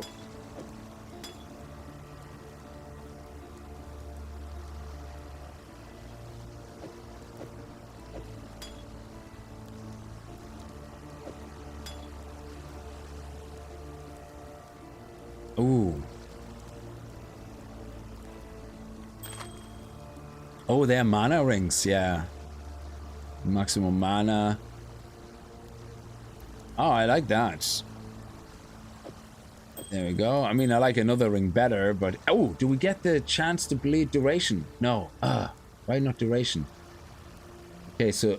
Look, Path of Exile 2. Look what this does. Before I pick the gem, it tells me what it supports. Yeah, do that.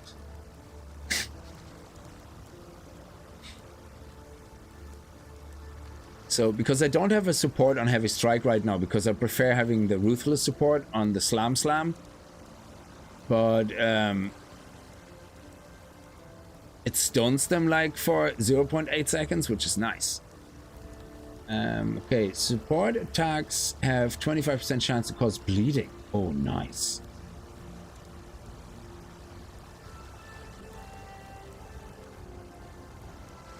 Gain 1 momentum when you use a support skill. When you use a supported skill. Gain 1 momentum every moment.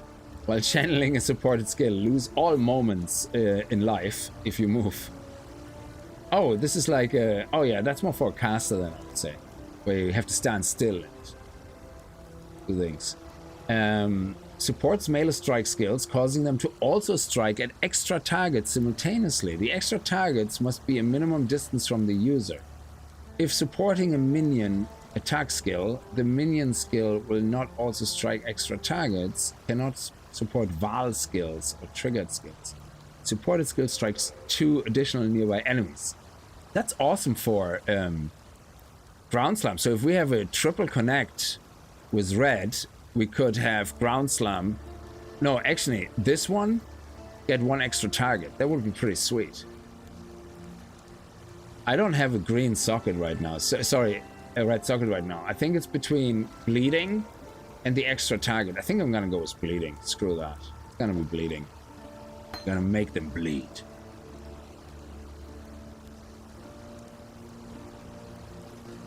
Oh yeah, there's more support skills and gems are available as you level up. Your character is somehow region locked. Though somehow it's level locked, isn't it? Nessa, yes. For example. I remember if you over level, like, yeah, you miss the opportunity to buy certain gems from Nessa early on that are actually quite good gems to level. I'm not going to do main maxing, so I'm not going to worry too much about that. But I know that if you want very powerful gems, for example, there's certain levels you have to go to her to buy the gems, because otherwise you lose the opportunity or something to buy them, I think. which is kind of nice. It doesn't ruin your game, but it's kind of nice as a little, oh, I played the game 15 times, you know, every time I start now, I want to do it in a certain way. So, yeah, you don't like that. Yeah, the reason I like it is because the gem you miss out on is not that important in life. Yeah, it's like, it is great, obviously, but I don't think it's one of those things where you go, oh, you know, I'm level 35, my life is desperately bad, I can't level anymore unless I would have had this gem. So I don't think, if it would be like that it would be like a gem you must have to progress. Yeah, absolutely, that would be terrible. Yeah. But it's kind of like a nice little Easter egg or something. But I know that, you see, her gems are now completely different at level 9 than they are on level 1. And I know some people go like, oh, create a level 1 character so you can buy that one gem, you know? So...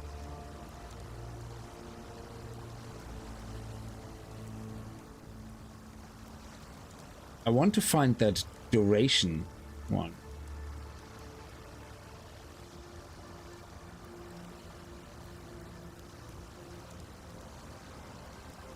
Or that you get a low-level gem version or something of it. There's something, I remember something like that.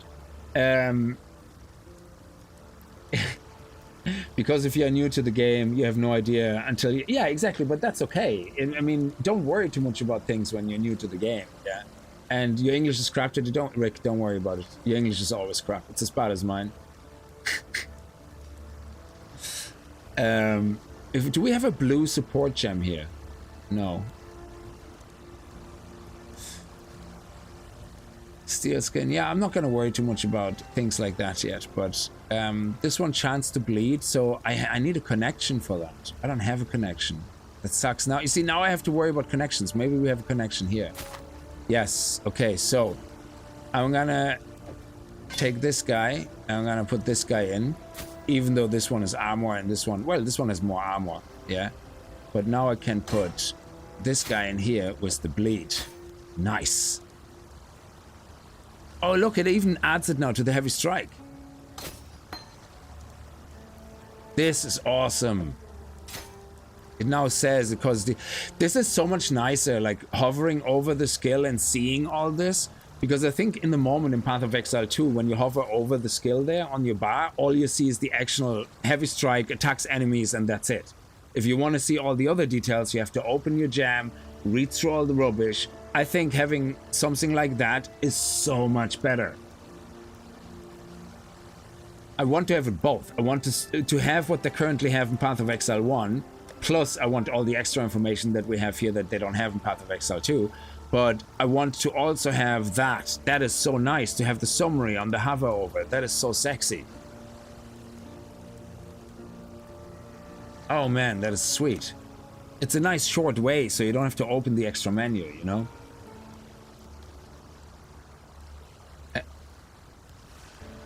Take care. So, you managed to salvage Shaky Hand's druggery. Nicely done. Nessa will put it to good use. More than that benumbed quack Optin ever did. Surviving Wraeclast. One day we'll be strong enough to make our way inland. Build new lives on the carcass of a dead empire. It's why God sent us maggots here. Isn't it? Oh, sure, yeah. I agree. Never disagree with someone who speaks for God. Is yours. Okay. Let me sell all the junk. Now, I don't want to... Actually, if I... sell this. No, I don't want to sell this. This is better than what I have. But I keep a few versions. It doesn't matter. I do it like in Path of Exile too.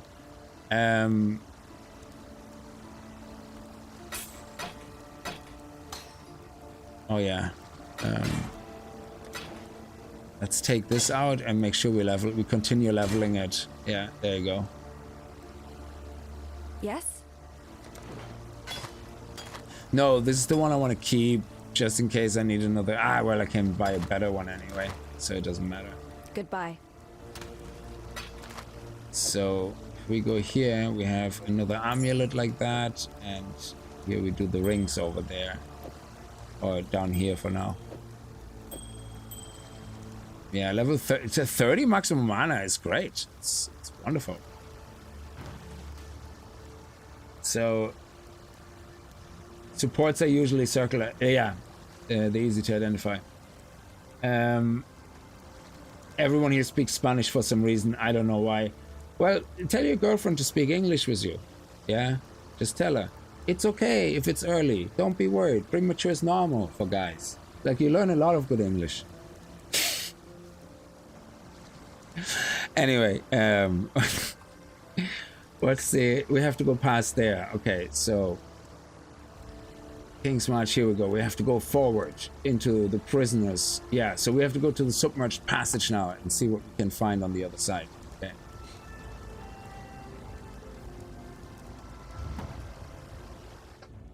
Will you stream more with the Marauder or the... Oh, absolutely. Yeah, Phoenix. So the Marauder, I just want to get into T3, T4 maps first. Once I get one, I will tell her. There you go. That's a good excuse. I need a girlfriend to practice English. Yeah, I'm interested in words like yes, harder. Don't worry, it's okay to be early. It's you know, it's a great excuse to find a date. But yeah, and the Shayula monk definitely. Even though I was told that Shayula is going to be terrible to play, we're still going to go and get the Ascendancy. We're going to try to get that monk to endgame, and we're going to try our best to play it as a Shayula monk once we get access to all the ancestral points and everything. Because I'm very curious if Shayula monk is just outright depressingly bad that you can't actually get to endgame, or is it just that because it's not as good as other ones? Oh crap! I'm scared stiff. Hang on.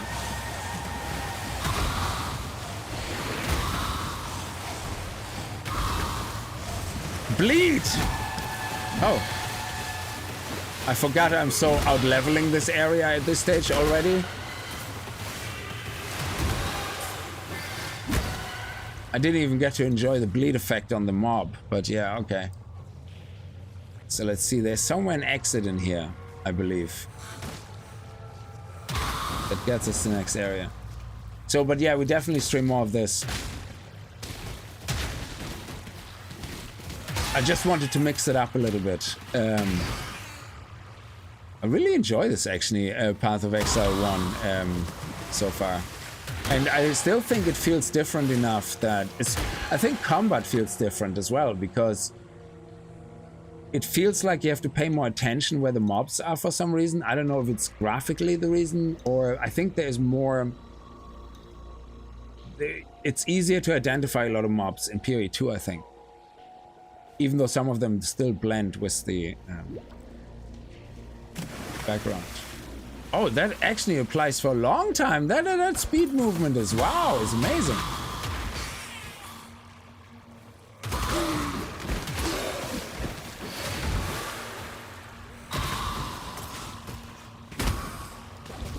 Oh, nice. Look at that, what I found under a rock. That's like the same as when you do maps in PoE2 and you find 0 waystones killing all the monsters, and then you open one little vase or chest and it goes waystone T9, and it's like, oh wow, it's like giving me an amazing waystone in a chest, but 0 for monsters. Oh crap, that was a terrible dead end. Oh, look at that! Nice! We got a jerkin. Whatever that is.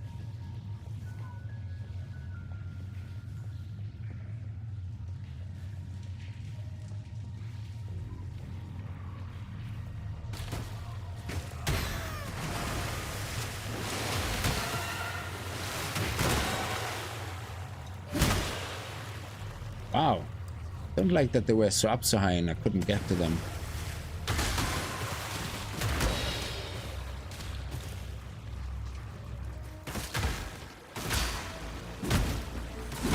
Return to the dirt. I like that the little mob it turned into was also a rare mob. That was actually sweet. You killed the rare mob, but it turned into another rare mob.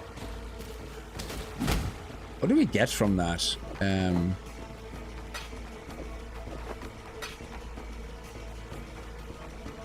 Wow, what is that? Chance to block?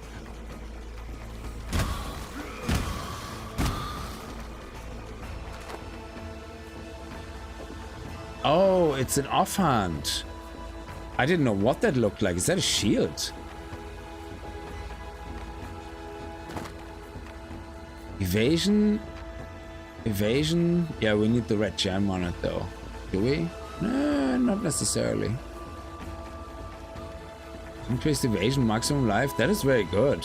But 7.1 life per second. You can't argue with that. Oh, shoes. Do they have the movement speed that we need? No, they don't. Oh well.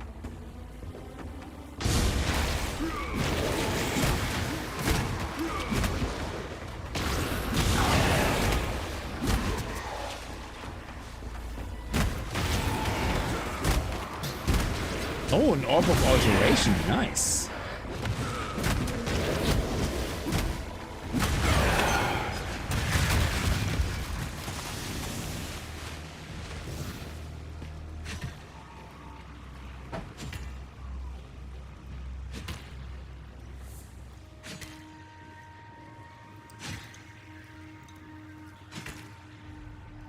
Yeah, should I always pick up all the blues? I don't know. At what stage do you start ignoring a lot of the blues? Like, I mean, you need them for currency, so I guess you want to pick them all up for currency.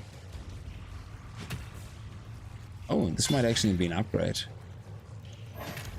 Oh no, it's just white. Okay, sorry.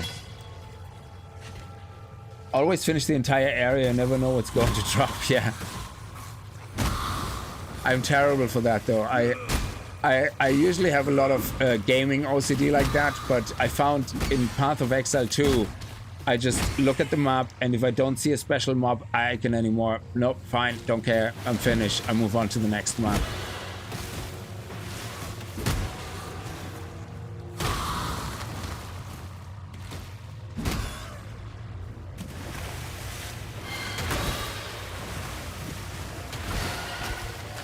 Nice.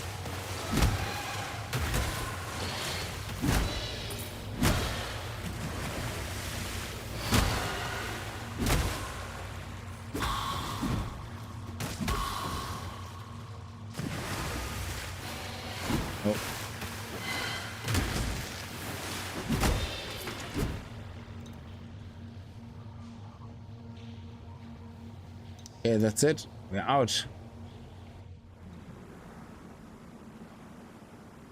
You have like a thorn build. Nice. I got a unique chest piece early in game that reflects 1,000% physical damage back to enemies. Oh man.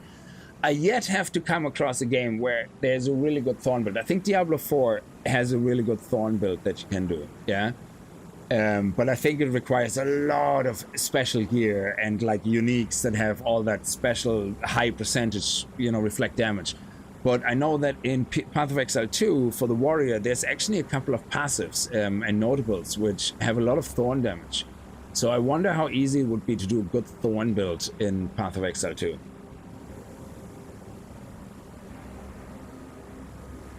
Yeah, you're talking about PoE 1, yeah. Nice, we made it out. Boom.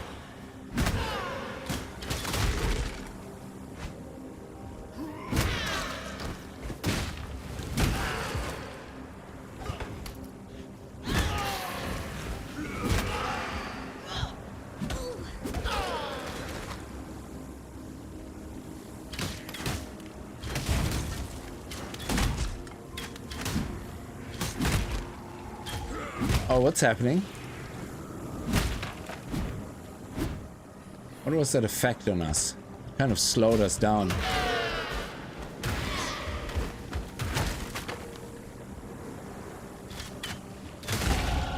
Every death brings me life.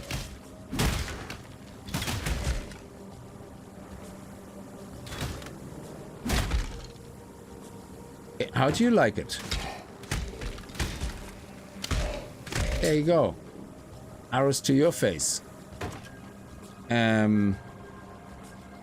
We now have to travel to Prisoner's Gate, and let me get the extra.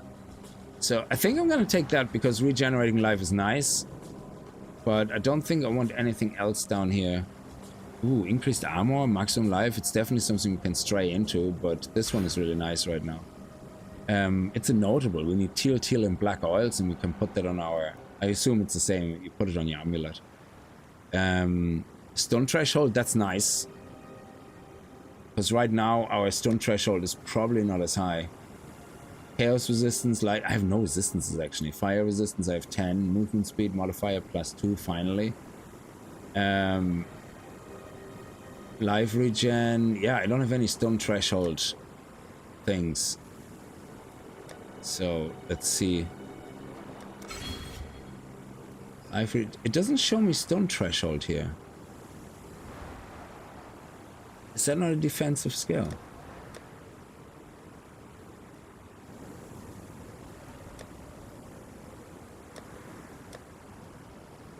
Interesting.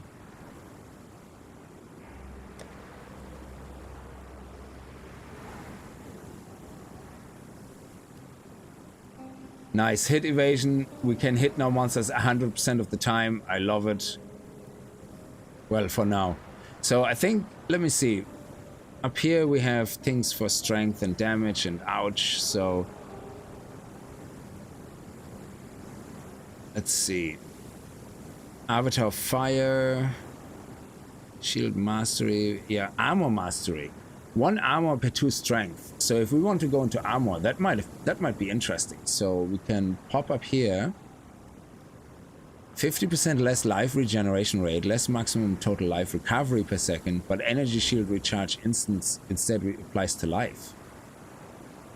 Oh, so if we have a very high energy shield recharge, we could that could apply to life. That is actually awesome. Use one thing, but then we need high int, because anything to do with energy recharge usually is intellect based. Integer based, yeah.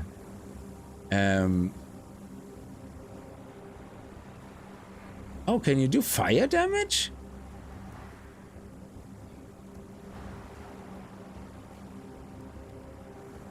That's interesting.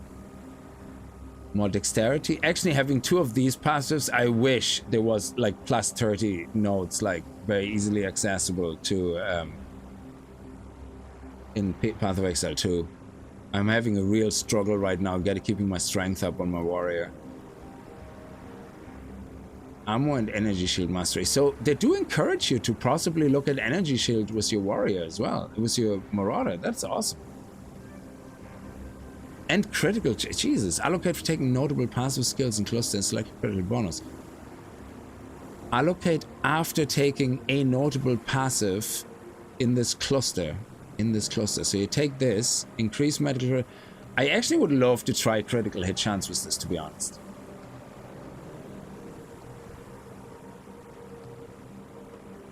We could go with Mace Mastery here, because that also increases critical chance for maces, and then you could pick hits that stun enemies have Culling Strike. Oh, wow! Jesus, there's loads of things which look really nice, and then when you actually get them, they work really terribly. Oh, Chromatic Orb for free. Nice. The dude who explained PoE to me, repeat with me, life and resistance, yeah. That's also in PoE too. Well, not as much. I think with my monk, in the moment I kill things so fast that I have to get into real trouble. I have 30% across the board right now, but I think there's other classes where, you know, it's more important. But yeah, in the end, it is basically the end-all and be-all resistance. Okay, we have this wannabe centaur goats.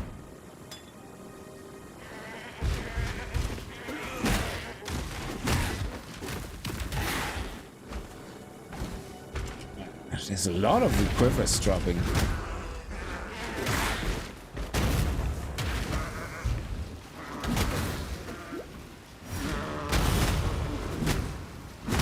Boom in your face. Oh, we got a new ring type. Sapphire ring, cold resistance. Nice.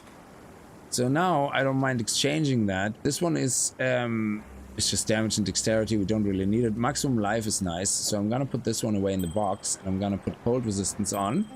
And now we have defensive. 25% cold resistance. Nice.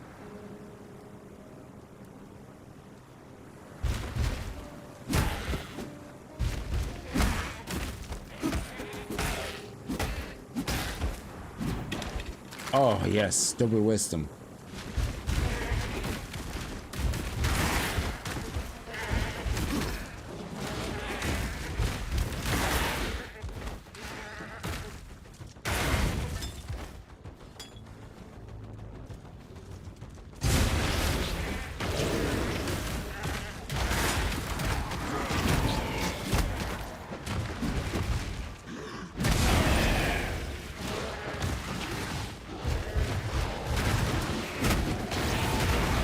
I keep pressing space. Oh, nice. Get the boots before you die.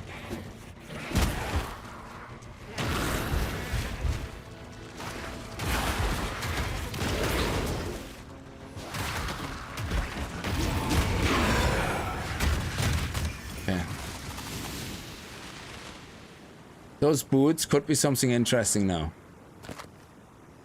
Oh, increased rarity of items, maximum life. Well, they're better than what I have, so... And they're fire resistance, and maximum life and maximum mana. Oh no, they don't have the connected... Oh no!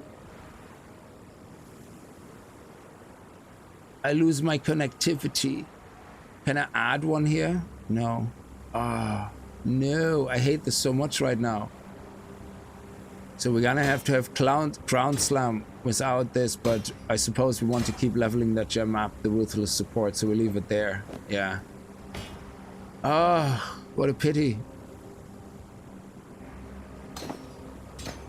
Let's see if we get a better chest or something. Oh, let's try and see if that works. Oh.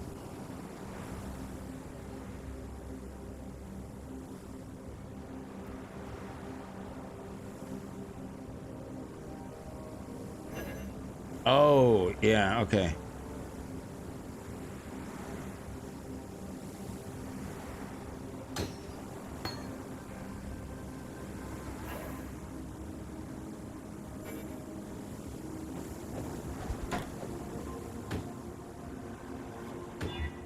Yes! You sexy beast.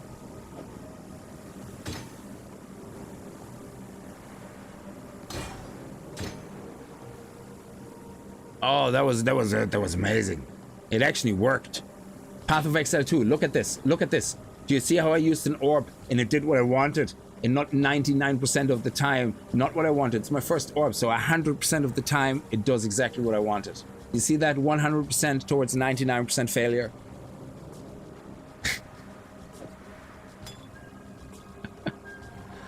Oh, man.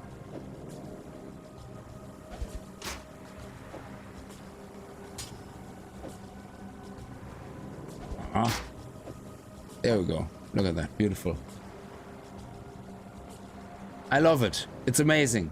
And it was on the go, on the fly, and it absolutely worked out superbly without any repercussions. Nice. Bam.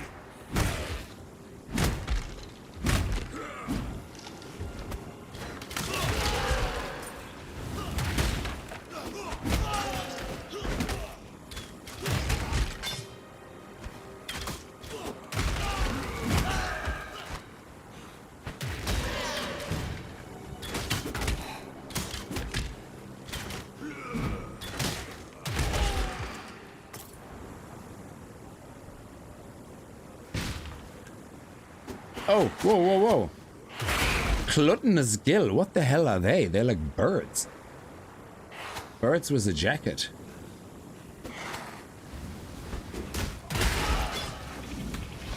Oh, shit. Oh, crap.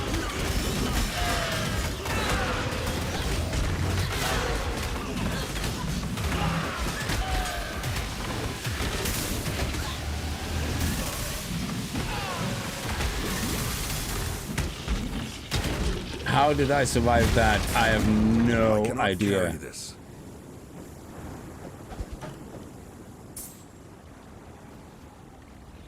That was... I just clicked all the buttons I had. All the 1, 2, 3s and 4s and 5s.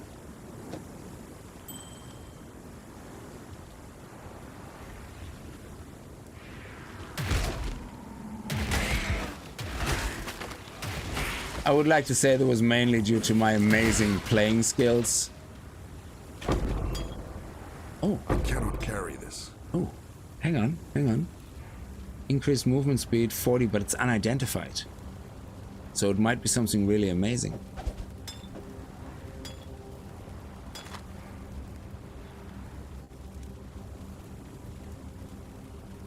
Oh, it doesn't compare flasks. So this one is just movement speed. This one is movement speed.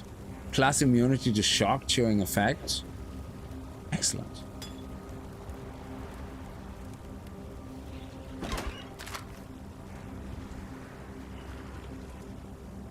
Yeah, I don't like crafting in PoE 2 at all. It's not. It's basically gambling. And the funny thing is, I keep wasting all my exalted orbs all the time, and literally only, I would say as high as 90% of the time they just fuck up everything.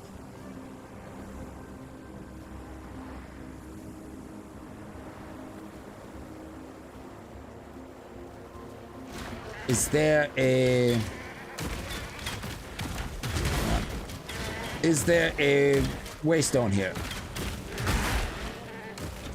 Let me see if there's a waystone here. I need to find a waystone.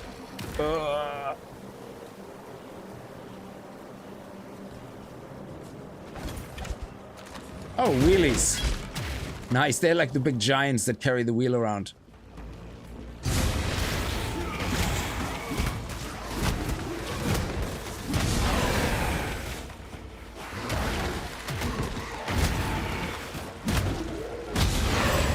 I cannot carry this. Oh, an iron ring. Well, we're not going to die, so it's okay.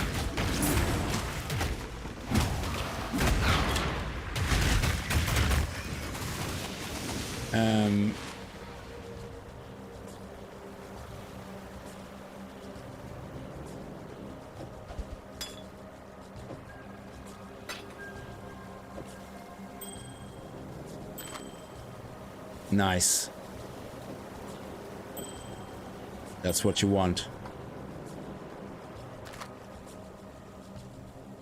Okay, let me go through here. I hope there's a waypoint here, because if there isn't,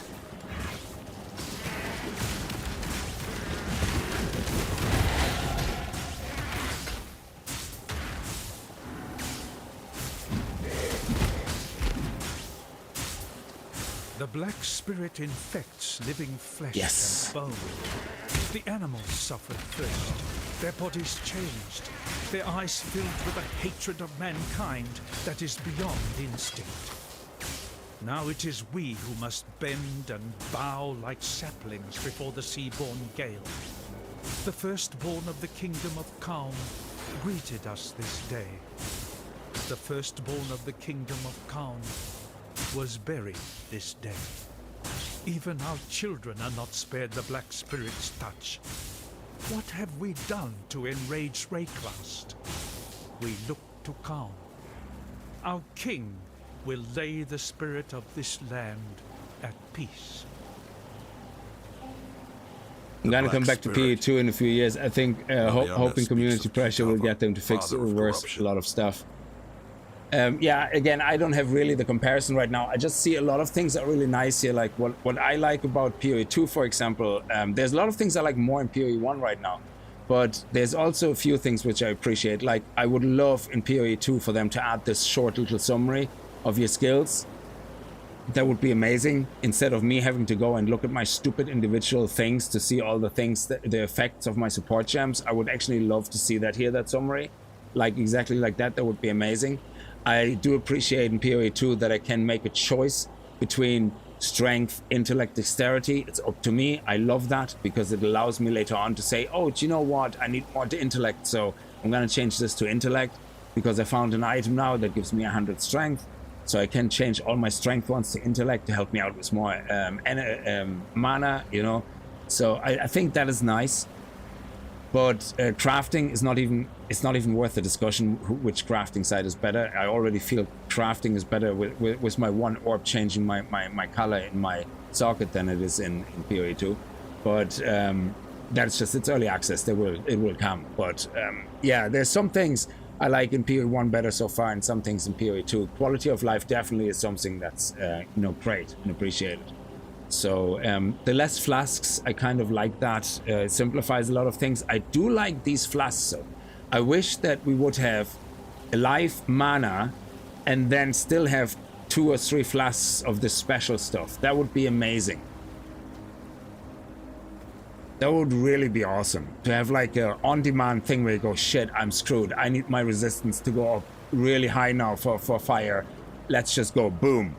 For 5 seconds or whatever, 3 seconds, have a massive fire resistance. I know the charms are kind of the replacement for that, but I can't trigger the charms when I want to trigger them. That's the problem.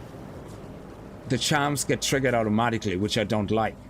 I would actually prefer if I could trigger the charms whenever I want to, or I could set them to auto trigger. So say I have a right click and say manual or auto. So that would be amazing. Oh, the mage blood, I don't know what that is, yeah, but yeah, fair enough. If there's a reason, that's fair. So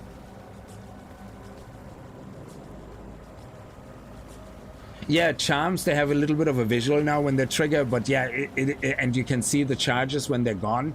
But half the time, I really just put them on, hoping they just help me really when I need it, you know? So, but yeah, anyway, the reason I needed a waypoint is I have to leave this here, guys. Thank you so much for watching.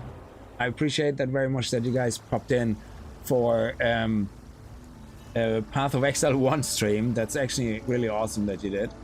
And thank you very much on both sides, Twitch and YouTube, and for all the support and the likes and the follows and the subscribes. And yeah, tonight hopefully we're gonna get some time. If not tonight, tomorrow we will be back with another Hand of Chayula stream. Not Hand of Chayula, Monk Chayula stream. We probably, hopefully we'll get our Ascendancy, because they did actually nerf the melee damage, and I was wondering why I wasn't doing as much as before during leveling with my Ice Strike Monk.